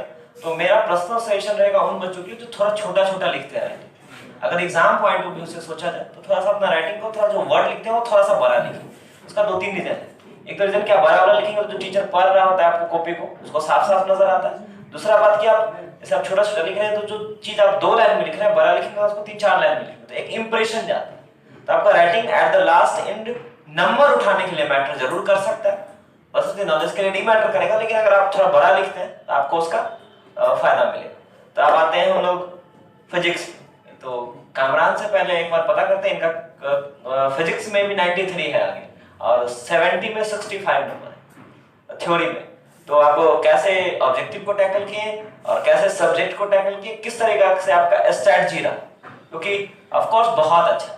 और अगर आप मेरे से पर्सनली पूछेंगे तो मेरा एक्सपेक्टेशन था 91 के आसपास, लेकिन आप 2-3 नंबर मेरे एक्सपेक्टेशन से बियॉन्ड लाए ऑफ कोर्स। तो उसको आप कैसे टैकल किए कि फिजिक्स में 93 बहुत एक्सेस है, और ये कहीं ना कहीं एक मिसाल है। 93 आपको जो भी आपके जो जूनियर हैं उनको बीट करने के लिए मेहनत करना पड़ेगा, या ऐसे में बीट नहीं होगा उसके, और ऑफ कोर्स करेंगे। सब्जेक्टिव में जहाँ फिजिक्स का बात होता है तो हम पूरा सेंटेंस को कभी नहीं रटे हैं, और न ही कुछ किसी को रटना चाहिए। आप वर्ड को पकड़ लीजिए, किसी भी डिफिनेशन आप वहाँ पर से वर्ड को अगर आपका ध्यान में रहेगा, अगर आपका कॉन्सेप्ट दिमाग में रहेगा, आप उसको लिख सकते हैं इंग्लिश में। सब्जेक्टिव वहाँ से हो गया। ऑब्जेक्टिव जहाँ से बात रहा तो बहुत सारा टेस्ट पेपर आता है और लास्ट टाइम पे क्वेश्चन बैंक आता है, वहाँ पर से ऑब्जेक्टिव तैयार हो गया था। हाँ, एक चीज एक जो जनरल मिसकंसेप्शन होता है, फिर यूँ कहें कि आप उनको पहला आप तीनों आदमी एकदम जेन्युइन सा आंसर देंगे कि आप जो अपना ऑब्जेक्टिव तैयार किए थे वो कितना दिन और कितना घंटा में तैयार किए थे और कैसे तैयार किया गया था, वो एक बार शेयर करेंगे इन लोगों के साथ।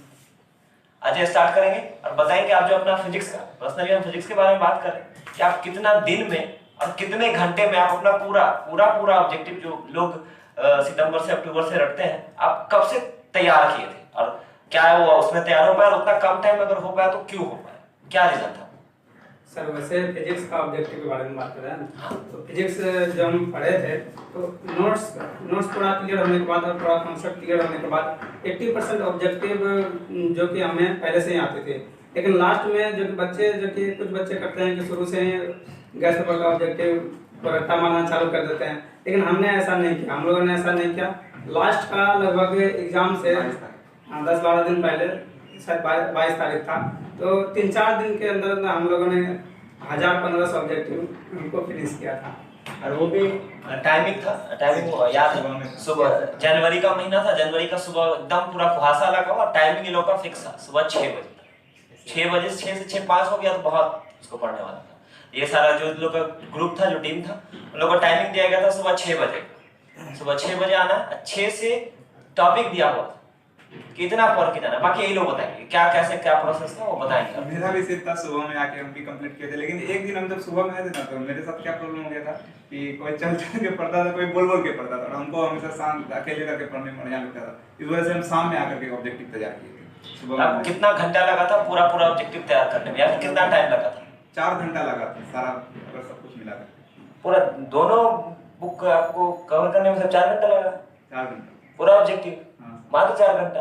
उससे पहले भी ऑब्जेक्टिव लगा रहे थे, आप जो देते थे क्लास 6 मिनट पहले, उससे पहले भी लगा रहे थे। 80% ऑब्जेक्टिव उस समय तैयार था। जो 20% का जो फंस गया था कहानी, जहाँ पे फंसा सकता था ब्यावर, वो हम लोग उस टाइम में किए। वैसे आपका ऑब्जेक्टिव कितना के आसपास सही हुआ था, मिलाए थे क्या? 32 यानी कि 3 नंबर यहाँ से गया, 2 नंबर थ्योरी में गया, इसका 5 नंबर का। आपका क्या था? लोग आप बताएंगे कि आप कैसे इस फिजिक्स को टैकल कर रहे थे? क्या पूरा सेंटेंस रट्टा मार जाते थे, या फिर क्या, मतलब एक चीज तो मानने वाला बात है ना कि क्या कैसे आप उसको अप्रोच किए? आई मीन आप, एक लास्ट क्वेश्चन आपसे फिर से होगा कि आप क्वेश्चंस को जो लिखे हैं वो लिखने का तरीका क्या था? 2 नंबर के क्वेश्चन आप भी रुक जाएंगे, लास्ट में आपसे क्वेश्चन होंगे, आप सोच के एकदम जेन्युइन सा आंसर देंगे, क्योंकि आपका आंसर सामने वाले के माइंड में जाएगा, वो नोट कर रहा होगा बहुत लोग। ये लोग नोट कर रहे होंगे कि कैसे वो करना है, मतलब कैसे एग्जाम को देना है। तो जो 2 नंबर का क्वेश्चन था उसको आप कैसे लिखे थे, और जो 5 नंबर का क्वेश्चन था उसको आप कैसे लिखे थे, वो आप एक बार बताएंगे, आप सोच के रखेंगे। तब तक आते हैं आलोक के पास कि वो ऑब्जेक्टिव या फिर फिजिक्स को कैसे हैंडल किए थे। सर जो नोट्स देते थे फिजिक्स का, अगर फिजिक्स का अगर नोट्स शुरू से ही अगर पूरा अच्छे से क्लियर हो, सिर्फ और सिर्फ क्लास नोट्स, तो गारंटी देते हैं जितना भी गेस पेपर 80% से लेकर 85% का ऑब्जेक्टिव ऐसे ही निकल जाएगा। और मात्र लास्ट में जो मात्र 15% जो ऑब्जेक्टिव बचा था वो 2-3 दिन में कंप्लीट किए थे, लगभग 2 दिन लगा था, और 2 दिन में बढ़िया से कंप्लीट हो गया था। 15% ही ऑब्जेक्टिव, 80% तो आराम से निकल जाता, चाहे कोई भी गेस पेपर क्यों ना हो। अगर सर का जो सिर्फ और सिर्फ नोट्स अगर कंप्लीट हो बढ़िया से, तब बिना अगर किसी बुक को पढ़े हुए थे। एक लास्ट क्वेश्चन सभी लोगों से रहेगा, क्या आप अपने जूनियर को ये सजेस्ट करेंगे कि वो पहले ऑब्जेक्टिव तैयार कर ले चैप्टर खत्म होने से पहले, या फिर चैप्टर ड्यू खत्म हो उसके बाद स्टार्ट करें? कैसे वो किया जाए, मतलब ऑब्जेक्टिव को कैसे हैंडल किया जाए, कि ऑब्जेक्टिव लास्ट के लिए रखें या फिर शुरू में ही रट्टा मार जाए सारा का सारा? नहीं, गेस्ट पेपर तो पहले ही आ जाता है मार्केट में। ऑब्जेक्टिव जो सिर्फ लास्ट के लिए सफिशिएंट होगा। लास्ट में शुरू से जो लगभग अप्रैल से लेकर नवंबर तक सिर्फ सर का नोट्स को अच्छे से कंप्लीट कीजिए, जितना ज़्यादा रिवीजन कीजिएगा उतना ही अच्छा रहेगा। और लास्ट में जो लगभग नवंबर या दिसंबर या जनवरी के मंथ में ऑब्जेक्टिव के लिए मोर देन सफिशिएंट है। लास्ट का क्वेश्चन जो मेरा पहले ही पूछा हुआ था कि 2 नंबर के क्वेश्चन को आप कितने लाइंस या कितने, जैसे क्या सोच के आप लिख रहे थे, अब 5 नंबर क्वेश्चन को आप क्या सोच के लिख रहे थे कि आप 93 तक पहुंच पाए? देखिए, सबसे पहले जो कॉपी मैंने सर बनाए थे वो एक प्रूफ था। जब आप आइएगा 12th क्लास में तो उसमें रे ऑप्टिक्स में आपको पढ़ाया जाएगा मिरर फार्मूला, लेंस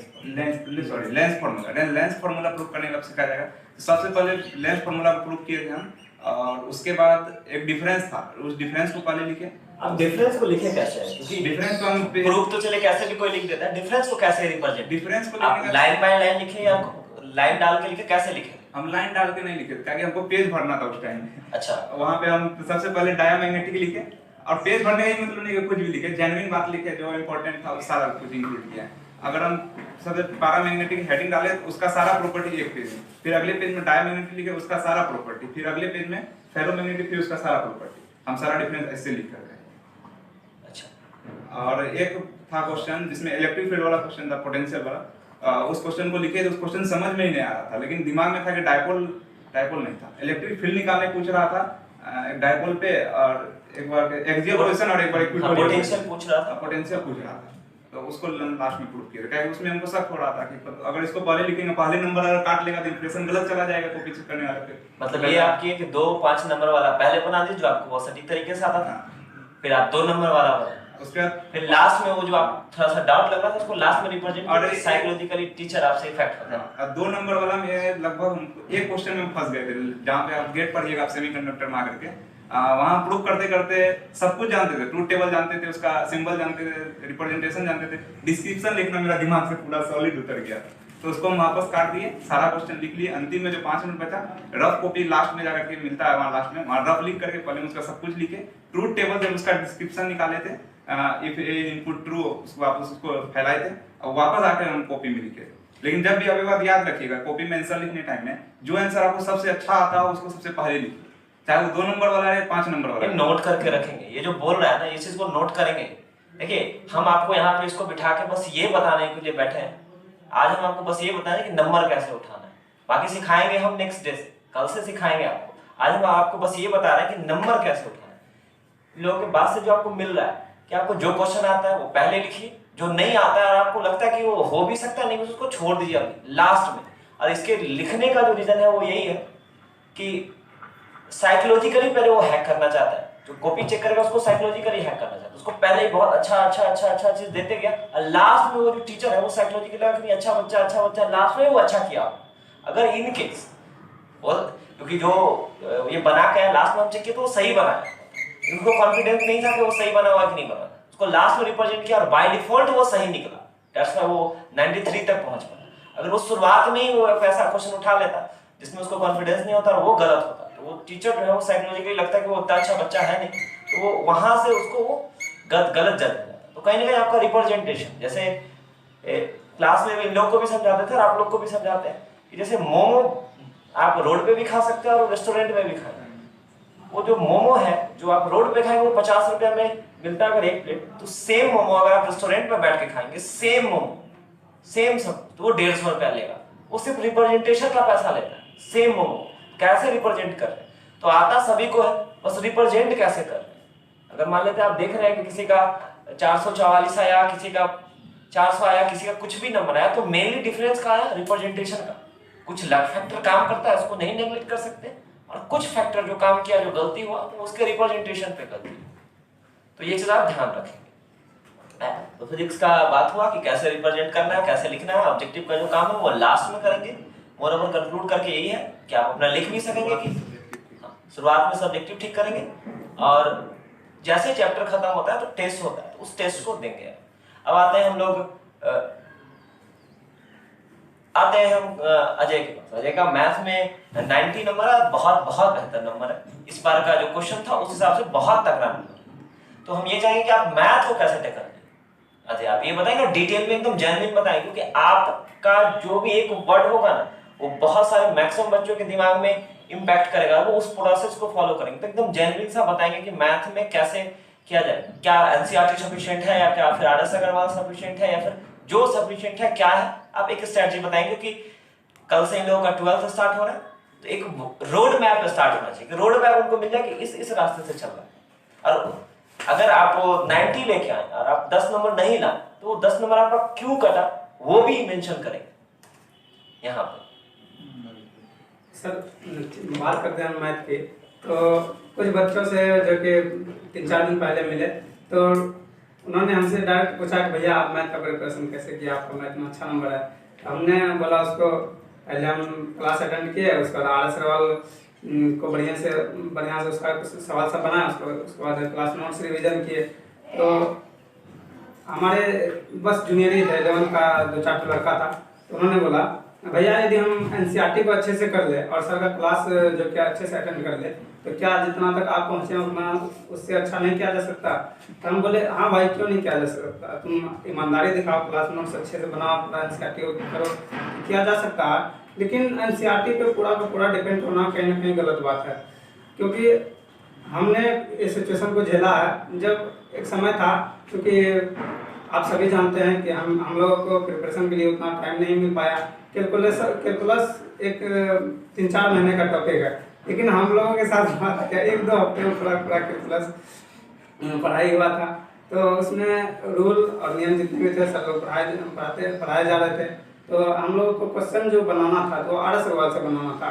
तो उसमें आर एस अग्रवाल में क्वेश्चन का क्वांटिटी ज़्यादा होने के कारण कुछ बच्चे उसे गिव अप भी कर देते थे, तो कुछ बच्चे जो कि पूरा सॉल्व करते थे। तो हमने वही किया कि आर एस अग्रवाल का एक भी क्वेश्चन नहीं छोड़ा, बस आर एस अग्रवाल का टोटल क्वेश्चन बनाया और उसको अच्छे से रिवीजन किए। और एनसीईआरटी 1 बार 2 बार कभी कभी उल्टा के देख लेते थे, लेकिन एनसीईआरटी पूरी तरह से 1 बार भी नहीं बनाया। एक चीज मतलब आप ये कहना चाहते हैं कि अगर कोई बच्चा आर एस अग्रवाल को बड़ी ईमानदारी से, फर्स्ट ऑफ ऑल की ईमानदारी से करता है, तो उसको एनसीईआरटी में बहुत ज्यादा मेहनत करने की जरूरत नहीं होगा, आपका ये कहना है? यस सर, एकदम कंफर्म जेन्युइन डिसीजन दे रहे हैं, क्योंकि बहुत सारा बच्चा आपके इस बात पे वो जाएगा, क्योंकि हम नहीं चाहते हैं कि एकदम जेन्युइन आप एकदम 100% श्योर है कि बच्चा एनसीईआरटी आर एस अग्रवाल को अच्छे से करता है, तो एनसीईआरटी उसको बहुत ज्यादा मेहनत नहीं करना पड़ेगा। यस सर, 100% गारंटी के साथ है। यदि कोई बच्चे ईमानदारी से 100% के साथ आर एस अग्रवाल को ईमानदारी से बना ले, अच्छे से उसको रिवीजन करते रहे बार बार, तो एनसीईआरटी एक बार देख लेगा तो अच्छा रहेगा। लेकिन एनसीईआरटी पे डिपेंड नहीं रहना चाहिए। आर एस अग्रवाल यदि अच्छे से कर लिए तो काफी। इसके अलावा एक चीज क्या, देखिए जो अभी पैनल बैठा हो, आपको 12th के बारे में बात करें तो आगे के बारे में हम अभी कुछ नहीं पूछ रहे हैं आपसे कि आपको इंजीनियरिंग के लिए या फिर अलग एग्जाम के लिए क्या स्ट्रेटजी होना चाहिए, वो आपसे अभी हम नहीं पूछ रहे। लेकिन मेरा ये जनरल सा क्वेश्चन है कि क्या 12th में आपको 90 लाए, लेकिन मेरा एम है कि इस बार 100 लाए, हमारा एम है 100 लाना। तो क्या आर एस अग्रवाल के अलावा हमको सिंगेज भी बनाना चाहिए, हमको आर डी शर्मा भी बनाना चाहिए, हमको अदर बुक जो कैसे सिनाया और बहुत सारा बुक है वो भी बनाना चाहिए, या फिर आर एस अग्रवाल और फिर जो डीपीपी है और जो एनसीईआरटी वो सफिशिएंट है 100 नंबर लाने के लिए, 100 आउट ऑफ 100 लाने के लिए? सर 100 आउट ऑफ 100 लाना कोई बड़ा बात नहीं है, बड़ा बात नहीं है। फिर आपका क्यों नहीं आया, आपका क्या गलती रहा वो आप शेयर करेंगे? हम मानते हैं कि हमारा नहीं आ पाया, उसमें गलती आप यहाँ शेयर करेंगे कि वो सुधरेंगे, क्या गलती किया, क्या प्रॉब्लम हुआ आपसे? ऐसा नहीं था कि हमें 100 आउट ऑफ 100 का सवाल नहीं आता था, या ऐसा था कि हम उससे ज़्यादा का जानते थे, लेकिन कुछ बातें होती है कि कुछ आसान से सवाल देते एक्साइटमेंट में हम जो कि कुछ छोटी छोटी गलतियां कर देते हैं। जब हम मैथ का एग्जाम दे रहे थे तो एग्जाम हॉल में हुआ क्या, जैसे एक छोटा सा सवाल रूट अंडर एक्स का इसका डेरिवेटिव आ गया, तो रूट अंडर एक्स का डेरिवेटिव आया, हमने सोचा अरे ये तो पूरा बच्चा वाला सवाल पूछ दिया, हमने उसको बिना चेक किए डायरेक्ट जो कि -1/√2x डाल दिए। लेकिन एक टिक करने के बाद 1-2 मिनट बाद मेरे ध्यान में आया अरे उसका जो कि फलना क्वेश्चन का जो आंसर टिक किया वो तो गलत भरा गया। अब 2 मिनट हम पूरा सोचने पड़ गए, क्या सोचे थे 100 नंबर लाना है मैथ में, और एक तो वैसे ही गलती हो गया। उसके चक्कर में 2-3 मिनट बाद क्या हुआ कि हम फिर एक ऑब्जेक्टिव गलती कर दिए। तो उस समय एग्जाम हॉल में बहुत मुश्किल हुआ अपने आप को संभालना। फिर 2 मिनट ठहरे और अपने आप को संभाले, लेकिन उसके बाद फिर से लग गए बनाने और धीरे धीरे बनाते गए। लेकिन 100 लाने का सपना तो मेरा एग्जाम हॉल में ही टूट गया था, क्योंकि वही 2 ऑब्जेक्टिव गलती कर दिए। तो और आपको पता चल गया। जी सर। तो आपको क्या सजेस्ट करना चाहेंगे अपने जूनियर को कि आप नहीं ला पाए तो आप क्या करें? क्योंकि यहाँ पे ये मैटर करता है कि आप उनको ये सजेस्ट करिए कि आप ये गलती नहीं करिए, हम करके बैठे, आप नया कुछ करना है, अगर करना है तो कुछ नया करिए, नहीं तो आप कोई गलती ना करिए। Yes sir. हाँ। 100 नंबर लाना कोई ऐसा नहीं कि सिंगेज का बुक बना लीजिए, आर.एस. वाल का बुक तो बनाना ही है, के.सी. सिन्हा हो गया, आर.डी. शर्मा हो गया, ये सारे बुक बनाने से अच्छा है कि कोई एक या दो, जैसे आर.एस. वाल तो अपना है ही, एक एनसीईआरटी हो गया तो कभी कभी देख सकते हैं। लेकिन 100 नंबर बच्चा इसलिए नहीं ला पाता है कि एग्जाम हॉल में वो जो कि सिचुएशन को हैंडल नहीं कर पाता। कैसे किया जाए? आप क्या फील किए? हम ये फील किए कि हमें एक्साइटमेंट में नहीं आना चाहिए। जैसे छोटा छोटा सवाल को अरे भले ही उसका आंसर हमको पहले से आता, लेकिन एक बार चेक करके उसका जो कि ऑब्जेक्टिव को मार्क करना चाहिए। यदि हम ऐसा ध्यान रखते तो शायद कुछ और इम्प्रूवमेंट बता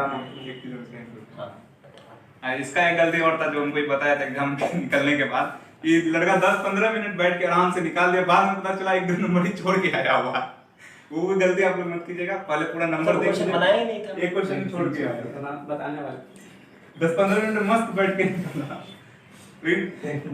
मतलब आप 90-80 अटेम्प्ट करके आए थे। यस। ये सब गलती मत कीजिएगा। और क्या और कुछ बताना है? नहीं, मैथ में आप पूरा डिटेल में बताइए। एक बात हम बताने ही वाले थे, तब तक कमरान आप लोगों को बता दिए कि एक चैप्टर का सवाल था कि वो सब नहीं पढ़ाए थे, लेकिन हमको लगा था कि सब शायद इसको हम बना सकते हैं। तो सवाल को लिख तो लिए, लेकिन बनाते बनाते दिमाग में आया कि हमसे ये नहीं होगा। हम क्या किए, उसको काट दिए। तो काट दिए तो सारे सवाल सॉल्व करने के बाद तो हमको उसे बनाना चाहिए था, लेकिन मेरे दिमाग में ये उस समय नहीं आ रहा था कि जो सवाल हम पहले काट दिए उसको उसके जगह पे फिर दूसरा सवाल बनाना है। वहाँ पे हमको देखिए मैथ एग्जाम में जो कि बहुत सारे बच्चे को टाइम भी घटा, यदि हम यहाँ पे एसपी में जब टेस्ट हो रहा था मैथ का, तो हमको कभी भी टाइम एक्स्ट्रा नहीं बच रहा था, यहाँ तक कि एक्स्ट्रा टाइम लग ही रहा था। लेकिन एग्जाम हॉल में हमको पूरा 15-16 मिनट टाइम मिला, उसमें हम बैठ के गवा दिए। लेकिन ये मेरे दिमाग में नहीं आया कि 1-2 नंबर का सवाल भी छोड़ दिए, उसको उसके जगह पे दूसरा बनाना। एक देखिए यही एग्जाम प्रेशर होता है कि ये लड़का क्वेश्चन बना रहा था, वो क्वेश्चन उससे अटेम्प्ट नहीं हो पाया, क्योंकि बहुत सारा क्वेश्चन होता है, बहुत सारा दायरा होता है। एटलीस्ट ऑप्शंस हमारे पास बहुत होता है, तो उस ऑप्शन में से किसी एक को पिक करके आप बना सकते हैं। एक जिस क्वेश्चन को उठाया वो क्वेश्चन इससे नहीं बना तो उसके पास कॉमन सेंस क्या है, उस क्वेश्चन को काट के उसके जगह पे कोई दूसरा ऑप्शन उठा के बना दे। वो इतना फ्रस्ट्रेट हो गया, ये लिख लेंगे आप, क्योंकि आपके साथ भी होगा, आप किसी क्वेश्चन को उठाएंगे और वो आपसे नहीं बनेगा और आपका माइंड काम नहीं करना होगा, तब इसको याद करेंगे कि ये लड़का क्या था, आपने 15 मिनट का टाइम बर्बाद किया और उस क्वेश्चन के जगह पे जो क्वेश्चन उससे नहीं बना उसके दूसरा क्वेश्चन बना लेता। 15 मिनट का टाइम था, तो उसका दिमाग ये काम नहीं किया कि ये क्वेश्चन नहीं बना तो हम दूसरा को उठा के बना लेते। वो अपना टाइम बर्बाद किया, उस क्वेश्चन को अटेम्प्ट नहीं किया और सिर्फ 98 नंबर का अटेम्प्ट कर किया। ये हम लोग को नहीं बताया था, अभी पता चल रहा है। एक बात और हम मैथ में बताना चाहते हैं, आप ही लोगों में से एक लड़का ने हमसे पूछा था कि भैया हम जो कि एनसीईआरटी बना रहे हैं और सबका क्लास अटेंड करेंगे और डीपीपी सॉल्व करेंगे और हमको मैथ में अच्छा मार्क्स आएगा, आना है, क्या आ सकता है? तो हाँ हो सकता है, आ जाएगा आपका, लेकिन आगे सवाल आप ईमानदारी से जरूर बनाएं। और एक बात जो कि कुछ बच्चे ऐसे हैं जो सोचते हैं कि लास्ट में देखा जाएगा, 3-4 महीने लास्ट का बचेगा तो पूरा मैथ फिट करेंगे, तो ऐसा नहीं होता। धीरे धीरे जैसे जैसे टाइम घटते जाता है, प्रेशर बिल्ड होते जाता है, तो कोई भी चैप्टर हो, छोटा हो या बड़ा हो, हार्ड हो या नॉर्मल सा हो, सबको पहले से ही तैयार करके रखना। लास्ट में होता क्या है कि चीज़ें जल्दी जल्दी दिमाग में आ नहीं पाती है, और शुरुआत में हम जब पढ़ते हैं तो नया नया थ्योरी पढ़ते हैं, नया नया उसका ट्रिक दिमाग में आता है, तो क्वेश्चन जल्दी जल्दी होते जाता है। तो शुरुआत में जितना हो सके उतना मैथ पे रिवीजन रखें।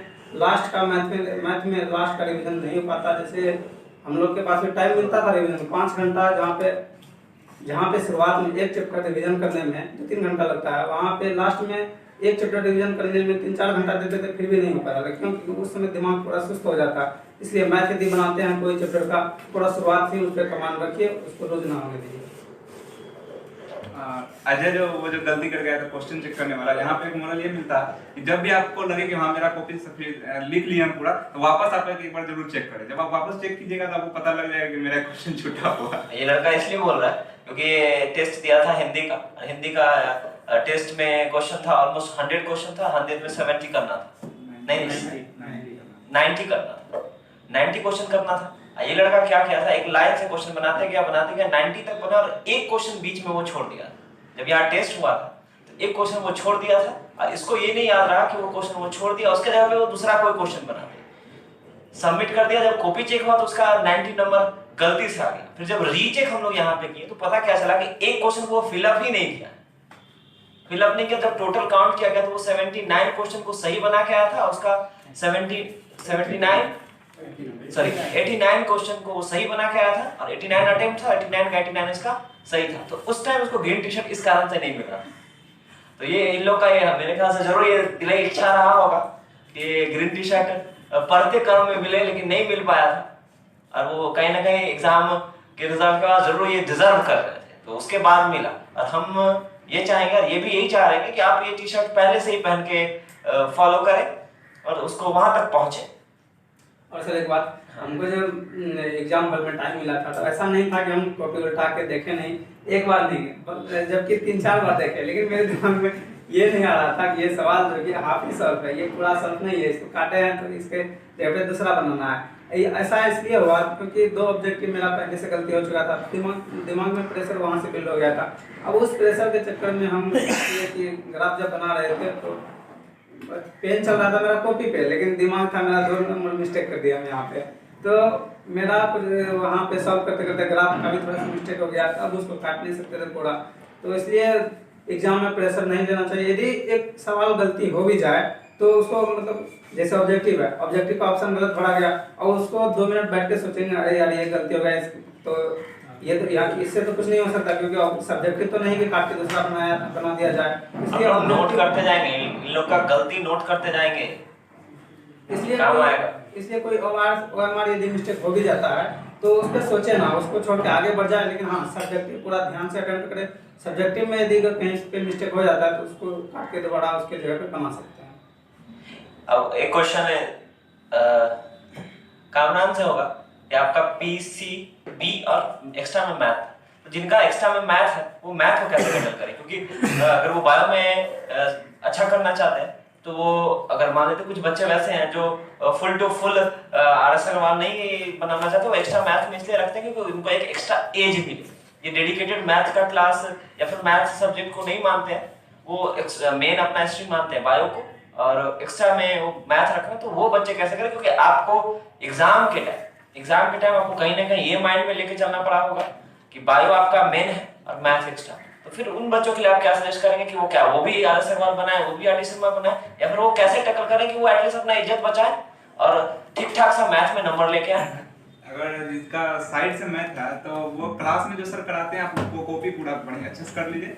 अगर बायो से आपको करने अच्छे से करने के बाद अगर टाइम मिला तो RS अग्रवाल जरूर बनाइए, हम जरूर ये सजेस्ट करेंगे। हम खुद RS अग्रवाल बनाए हुए थे, NCERT में नहीं बनाए थे, RS अग्रवाल लेकिन हम बनाए थे, और क्लास का नोट्स सबका पूरा अच्छे तरीके से पकड़ लिया सर, नोट्स तक रहा। आप भी बताएंगे अगर मान लें, क्योंकि आप दोनों से इसलिए हम ये क्वेश्चन कर रहे हैं क्योंकि आप लोगों का 4-4 सब्जेक्ट था, आप मैथ को कैसे हैंडल कर रहे थे? कि आपका मेन मैथ था, अब बायो एक्स्ट्रा था, इनका उल्टा था, मेन बायो था और मैथ एक्स्ट्रा था। ये पता चल गया। कुछ बच्चे वैसे हैं जिनका मेन में मैथ है और बायो एक्स्ट्रा है, तो वो कैसे मैथ को हैंडल करें ये बताएं। मैथ वाले के यही सजेस्ट है शुरू से ही, और सबसे पहले अच्छे से सर का क्लास का नोट्स अच्छे से कंप्लीट कर लें, उसके बाद आरसे को जरूर बनाए। अगर आरसे को बना लेते हैं तो एनसीईआरटी का लगभग सारा क्वेश्चन निकल जाएगा।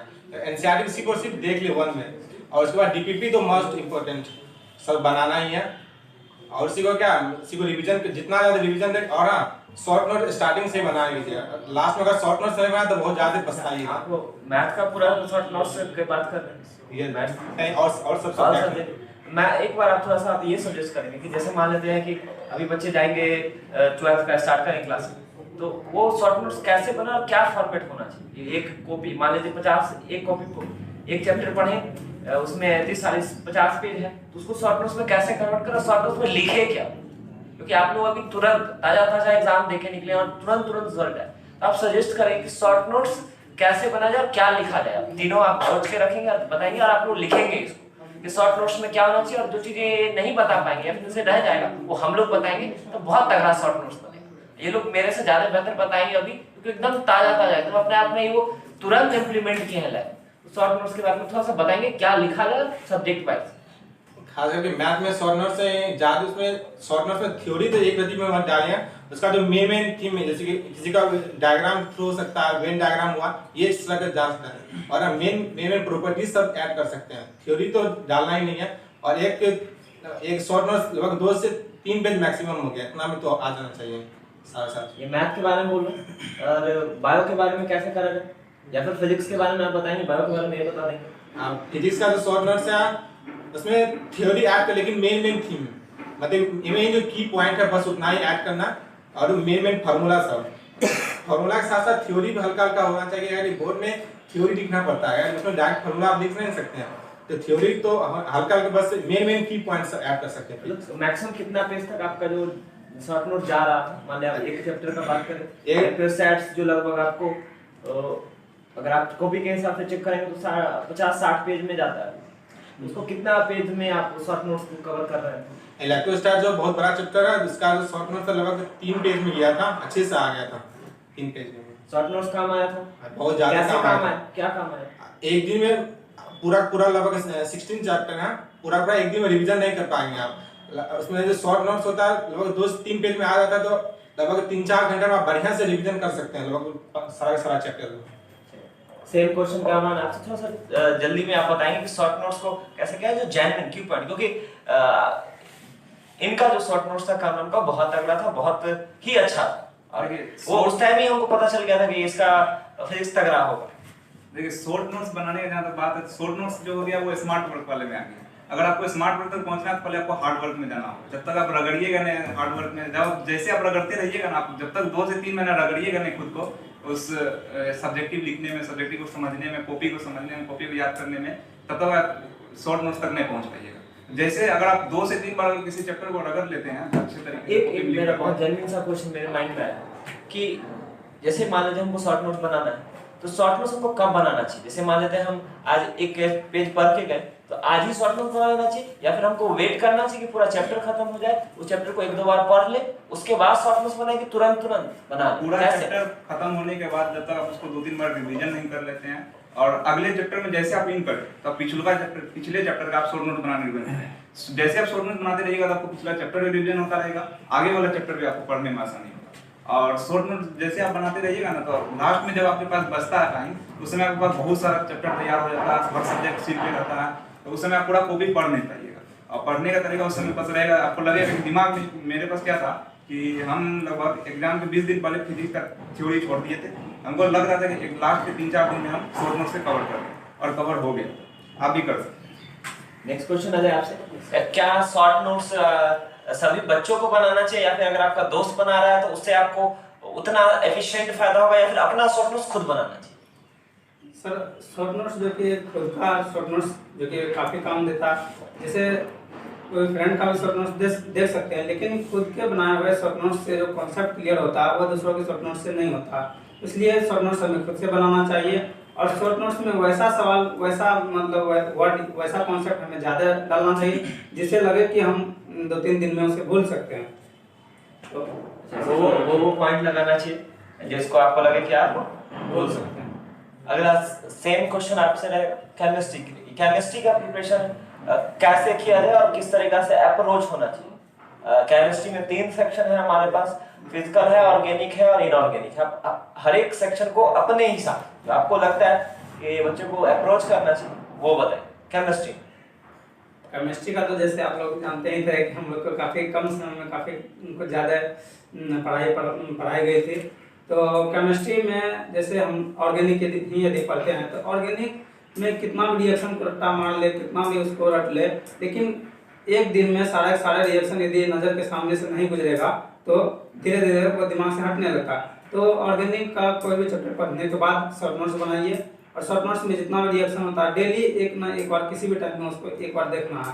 तो इससे होता क्या है कि आप तो एक बार जो कि रट लेते हैं या तो लिख के रटते होंगे या वैसे ही याद कर लेते होंगे, तो दिमाग से नज़र से गुजरने के बाद होता है क्या कि दिमाग में फिक्र बनने लगता है और वो आपको ज़्यादा देर तक याद रहता है। आप जो शॉर्ट नोट्स तैयार किए थे उसमें क्या ऑर्गेनिक में, स्पेशली ऑर्गेनिक में 11th का टॉपिक भी ऐड किए थे क्या? 11th का जो कुछ टॉपिक या फिर कुछ रिएक्शन जैसा आप कुछ ऐड किए थे, या फिर एक चीज और आप क्या एनसीईआरटी को भी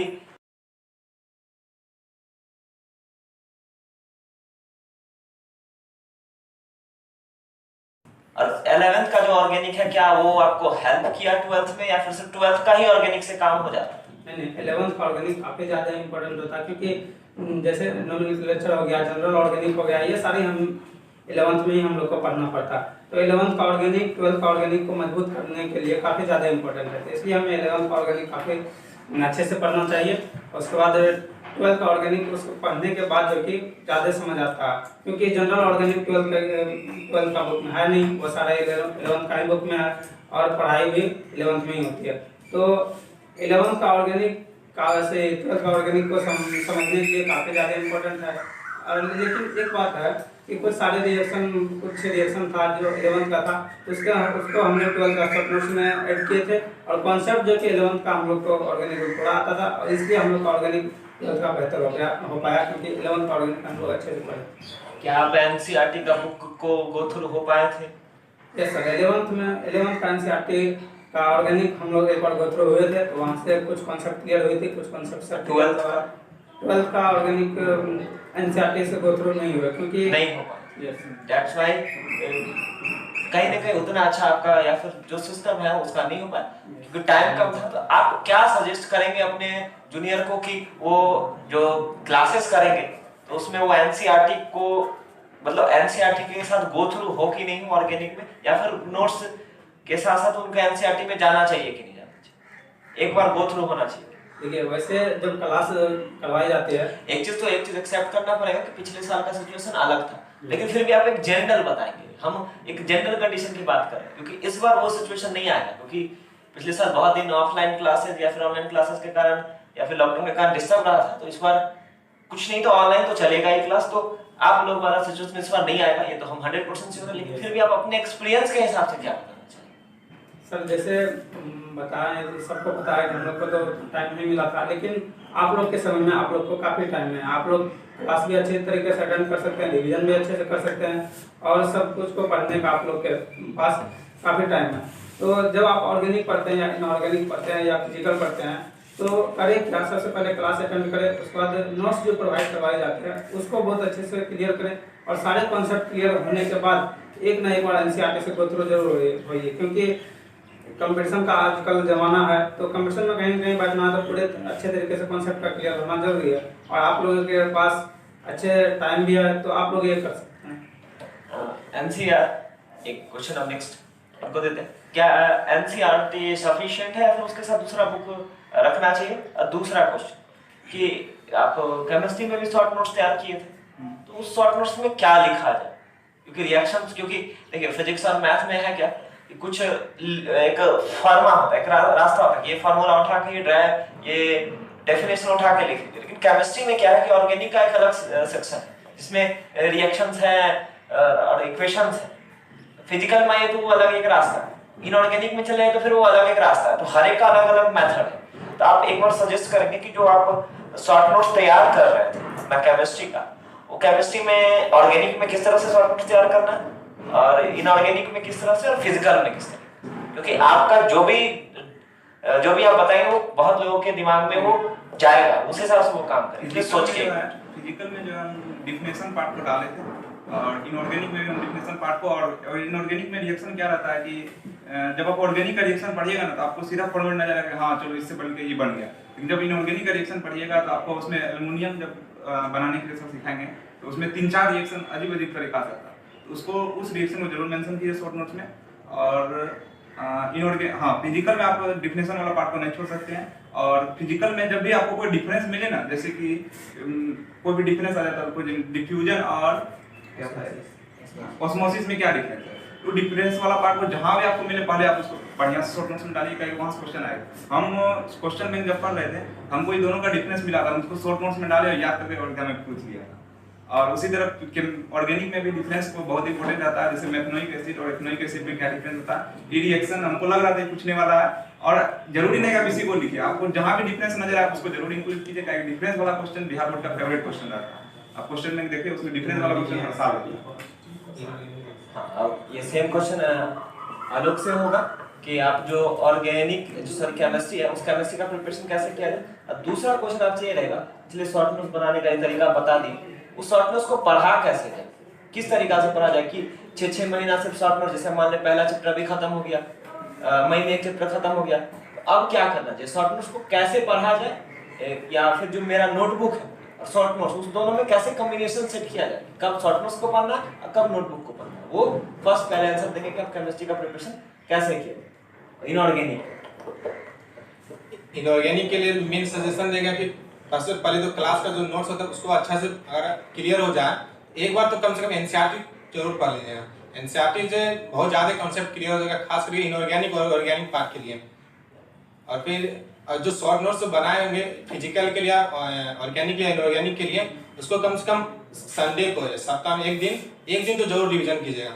अगर रिविजन नहीं कीजिएगा तो सब के सब गायब हो जाएगा। शॉर्ट नोट्स का बात कर रहे हैं कि सप्ताह में एटलीस्ट कम से कम एक दिन शॉर्ट नोट्स। और जो नोटबुक है उसको फिर उठा के रख दिया जाए, फिर उसको कब पढ़ा जाए। जैसे कि पहला चैप्टर कंप्लीट हो गया और दूसरे चैप्टर में गए हैं तो दूसरे चैप्टर जाने से पहले एक बार तो बढ़िया से उसको कंप्लीट कर दीजिएगा। और दूसरा चैप्टर अगर अच्छा से कंप्लीट हो गया तो इससे पहले जो 2 चैप्टर पढ़े उस दोनों को अच्छे से एक बार नोट्स भी और शॉर्ट नोट्स तो रिवीजन कर लीजिएगा। अच्छा, अब लास्ट सब्जेक्ट हमारे पास रहता है, हम लोग सारा सब्जेक्ट डिस्कस कर लेंगे। इंग्लिश का रहता है, तो अभी इंग्लिश का डिस्कस कर लेंगे। इंग्लिश के डिस्कस करने का फिर आपका क्वेश्चंस का बारी आएगा। बाकी लोग आप लोग जो भी क्वेश्चंस किए हुए हैं, सारा क्वेश्चन हमारे पास सामने लिखा गया है, सारा क्वेश्चन मेरे पास उसका लिस्ट आ गया है। हम उस क्वेश्चंस को रिपीट करेंगे। तो अभी कुछ देर पहले इंग्लिश के प्रिपरेशन के बारे में तो वो करेंगे, इंग्लिश का कैसे प्रिपरेशन किया गया है, या फिर लोग कैसे किए हैं, कहाँ पे कोचिंग किए हैं, कहाँ पे क्लास किए हैं, किस नोट्स को पढ़े हैं, क्या स्ट्रेटजी रहा। इनका 87 है, इन लोगों का भी 78 मतलब 70 प्लस है सभी का इंग्लिश में।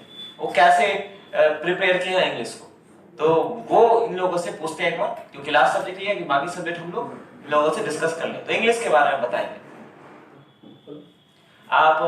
हाँ, आज आपसे स्टार्ट करते हैं। आप लोग क्या एकदम जेन्युइन, क्योंकि देखिए, क्योंकि आप ये जान लीजिए कि आपका एक बात, क्योंकि आप ऑथेंटिक हो गए इस सिस्टम में, आप अभी बोलते कि तो आप जेन्युइन सा बात बताएंगे, कि ये नहीं कि आप कुछ वैसा बता दें जो कि बच्चे वहां से डेविएट हो जाए। वो नहीं बताना, जेन्युइन जो आपके साथ हुआ है। हो सकता है कि आपको जो दवा सूट किया सामने वालों को सूट नहीं किया, लेकिन आप जो दवा खा के आए इंग्लिश के लिए, वो दवा बताइए। आप उनके ऊपर डिपेंड करता है कि उनको लगा कि ये दवा अच्छा है तो वो करेंगे, नहीं तो नहीं, लेकिन एकदम जेन्युइन। वैसे इंग्लिश जो कि हमारे एग्जाम में 100 मार्क्स के पूछे जाते हैं, तो ऐसा नहीं कि इसे छोड़ देना चाहिए। तो ये काफ़ी इंपॉर्टेंट है 100 मार्क्स, तो इसका तैयारी अच्छे से करना चाहिए। और ऐसा भी नहीं कि 100 मार्क्स के लिए इंग्लिश को पकड़ के बैठ जाए, 3-4 घंटा डेली इसके दे रहे हैं, ऐसा नहीं। इंग्लिश को किया जा सकता है आसानी तरीके से। हम लोगों ने हमारे ग्रुप में जो भी 3-4 लड़का था। आपने इंग्लिश का प्रिपरेशन कहीं कोचिंग करके किया था या फिर किस तरह से किया था वो बताएंगे। या फिर ग्रुप था तो कौन थे ग्रुप में और क्या स्ट्रेटजी था, क्योंकि बहुत सारा अभी मैं मैसेज चेक कर रहा था तो मैक्सिमम लोगों का मैसेज ये आ रहा था कि सर इंग्लिश को कैसे, अगर ग्रुप में किया तो ग्रुप में कैसे, या फिर किसी जगह पे क्लासेस किए तो क्लासेस, या फिर ग्रुप में किए हैं, या फिर क्या स्ट्रेटजी था। इंग्लिश एकदम जेन्युइन तरीके से बताएंगे। इंग्लिश हम लोगों ने कहीं जाकर के कोई कोचिंग में नहीं किया। हमारे ग्रुप में 3-4 लड़के का ग्रुप था, जैसे आलोक, कामरान और हम और निखिल था, आयुष, आदित्य और पुरुषोत्तम। ये 5-6 लड़का थे, तो हम लोगों ने ग्रुप बनाया और उसमें इंग्लिश में टोटल जो कि 23 से 24 चैप्टर है, तो हम लोगों ने 24 चैप्टर है। हाँ, तो 24 मिल के आप जवाब कोई बात नहीं, आपको जो लगता है। तो 24 चैप्टर है, तो हम लोगों ने बराबर में बांट लिया। तो उसके बाद क्या किया, जिसके भाग में जो चैप्टर पढ़ा उन्होंने पढ़ लिया, उसके बाद हम लोग एक जगह हो करके एक करके एक दूसरे को पढ़ा दिए। तो इस तरीके से इंग्लिश का जो कि बुक पोर्शन कवर हुआ, और ग्रामर पोर्शन में भी कुछ इसी तरीके से ग्रामर पोर्शन जिसका काफ़ी अच्छा था, जैसे मेरा ग्रामर थोड़ा बहुत अच्छा था और कामरान का भी बहुत अच्छा था, तो हम दोनों ने ग्रामर कराने का जिम्मा लिया था। तो हम दोनों ने जैसे हफ्ते में 7 दिन, तो 4 दिन जो कि ग्रामर करवा दिए और 2 दिन बुक करवा दिए। तो इस तरीके से जो कि इंग्लिश का लोड कम करते। आप इंग्लिश का जो है वो शॉर्ट नोट्स बनाते थे? नहीं सर, इंग्लिश का शॉर्ट नोट्स नहीं बनाते थे। नोट्स बनाते थे? सर, इंग्लिश का छोटा सा नोट्स बनाते थे। कहाँ से बनाते थे, कैसे पढ़ते थे इंग्लिश को? जैसे इंग्लिश जैसे कामरान जी यदि कोई चैप्टर यदि पढ़ा दे सर, तो इसको पढ़ाने से पहले करना क्या पड़ता था कि कॉपी में कुछ मतलब छोटा छोटा क्वेश्चन लिख के आना पड़ता था कि हम वहाँ पे कहानी को बताने के बाद कुछ क्वेश्चन जो वहाँ पे बताएंगे तो कॉपी से देख के बताएंगे। तो ये जो लिख के लाता था इसका थोड़ा सा ले लिए, और यदि कोई दूसरा पढ़ा रहा है तो उसका भी थोड़ा सा ले लिया। जैसे अपने अलग अलग सोर्स से पढ़ा जी सर, और अपना नोट्स लेके आए। तो सोर्स से आप लोग का जनरल क्या था, क्या किस सोर्स से? और एक चीज और बताएंगे, आप अपना इंग्लिश का प्रिपरेशन कितने दिन में और कितने टाइम में किए? क्या 11th से ही बच्चों को इंग्लिश में लग जाना चाहिए या फिर 12th से लगना चाहिए? पता बच्चों को कैसा लगना चाहिए वो छोड़ देते हैं क्योंकि सबका अलग अलग है। आप कैसे किए थे ये बताएंगे आप।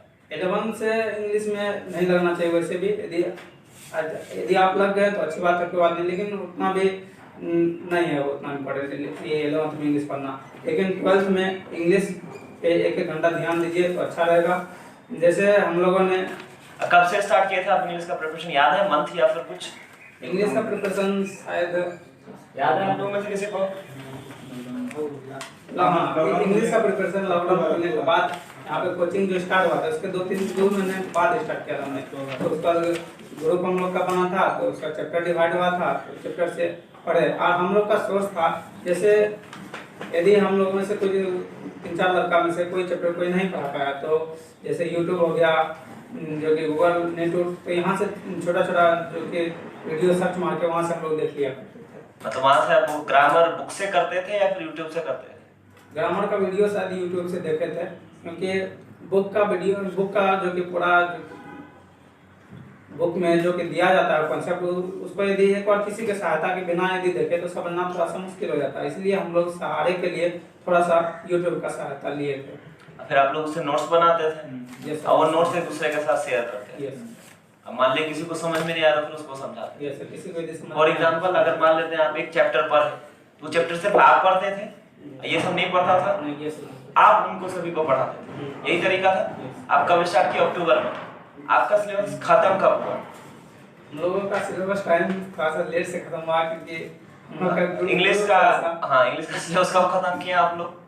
इंग्लिश का सिलेबस जो कि पूरे एग्जाम के 10-15 दिन तक, लास्ट एग्जाम के 10-15 दिन पहले लास्ट तक आता चलते आ रहा था। आप कितने ग्रुप से स्टार्ट किए थे और कितने बच्चे लास्ट में बचे थे उस ग्रुप में? जेन्युइन सी चीजें बताइए, क्योंकि इन लोगों के साथ अगर ये होगा तो ये ना सोचे कि मेरा ग्रुप टूट गया अब हम नहीं करेंगे। कितना से इनिशिएट किए थे और कहाँ तक चला था आपका?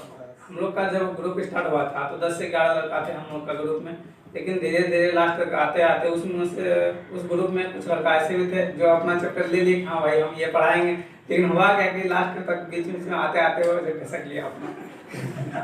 तो आप लोग ऐसा नहीं करेंगे। आप लोग यदि ग्रुप बनाते हैं, यदि 5 ही लड़का रहते हैं तो 5 अपना जिम्मेदारी अच्छे से निभाइए, यदि 10 रहते हैं तो 10 अपना जिम्मेदारी अच्छे से निभाइए और लास्ट तक ग्रुप को मेंटेन करके रखिए। हम लोग का ग्रुप में हुआ क्या कि 10-11 लड़का ग्रुप बनाया, लेकिन लास्ट तक आते आते मात्र शायद 5 लड़का बचे थे। दूसरा चीज कि आप लोग जहाँ से कर रहे थे तो सभी का सोर्स एक ही था या अलग अलग था? नहीं, सबका सोर्स अलग अलग था, क्योंकि सबको समझने का कोई कॉपी से कर रहा था, जैसे मान ले कोई 10th में भी ग्रामर किए हुए था तो वहां से कर रहा था, जैसे सबका अपना तरीका है, तो उसके थ्रू आप लोग कर रहे थे चीजें। तो आप बताना चाहेंगे कुछ इसके बारे में? फिर हम आएंगे लास्ट राउंड हमारा जो है जिसमें जो बच्चे क्वेश्चन किए, मेरे पास लगता है 4-5 पेज आया क्वेश्चंस का लगा था। इंग्लिश का तैयारी अगर आप पर्सनल कर रहे हैं या फिर कोई सर की हेल्प से नहीं कर रहे हैं तो आप लास्ट से 1 या 2 महीना पहले आप टेस्ट देना शुरू कर दें, मॉडल पेपर बनाना स्टार्ट कर दें। वहाँ मॉडल पेपर बनाने से आपको आइडिया लग जाएगा हम कितना अटेम्प्ट कर पा रहे हैं। जैसे कि हम अपना पर्सनल एक्सपीरियंस बताएंगे कि एग्जाम से 10-15 दिन पहले जब हम मॉडल पेपर सॉल्व कर रहे थे तो मेरा बार बार आर्टिकल गलत हो रहा था, प्रीपोजिशन बार बार हम वही गलती कर रहे थे। इससे हमको ये पता चल गया कि हमको ये क्वेश्चन एग्जाम में अटेम्प्ट नहीं करना, और वो हम एग्जाम नहीं करके आए। हाँ, दूसरा बात कि देखिए ये इनका पर्सनल वो था, लेकिन जरूरी नहीं है कि आप ग्रुप बना के ही पढ़ें, क्योंकि सबका अपना अपना तरीका। अगर आपको लगता है कि आप टीचर्स के पास क्लास कर रहे हैं तो ऑफ कोर्स वो ज्यादा अच्छा गाइड करेंगे, नो प्रॉब्लम। और एक बात और, एक चीज आपको मानना पड़ेगा कि जो ऑफलाइन सपोर्ट है वो कहीं ना कहीं ऑनलाइन सपोर्ट से ज्यादा बेहतर होता है। तो अगर आपको ऑफलाइन में आपको अच्छा टीचर मिला हुआ है, पढ़ा रहे हैं, तो ऑफ कोर्स आप उनके साथ जरूर क्लास करें। ये हमारा कहते हैं, ये नहीं है कि आप ऑनलाइन ही करें, ये इनका अपना पर्सनल एक्सपीरियंस है, सबका अपना अपना है। तो अगर आप कहीं क्लासेस करें तो ऑफ कोर्स उसको कंटिन्यू करें।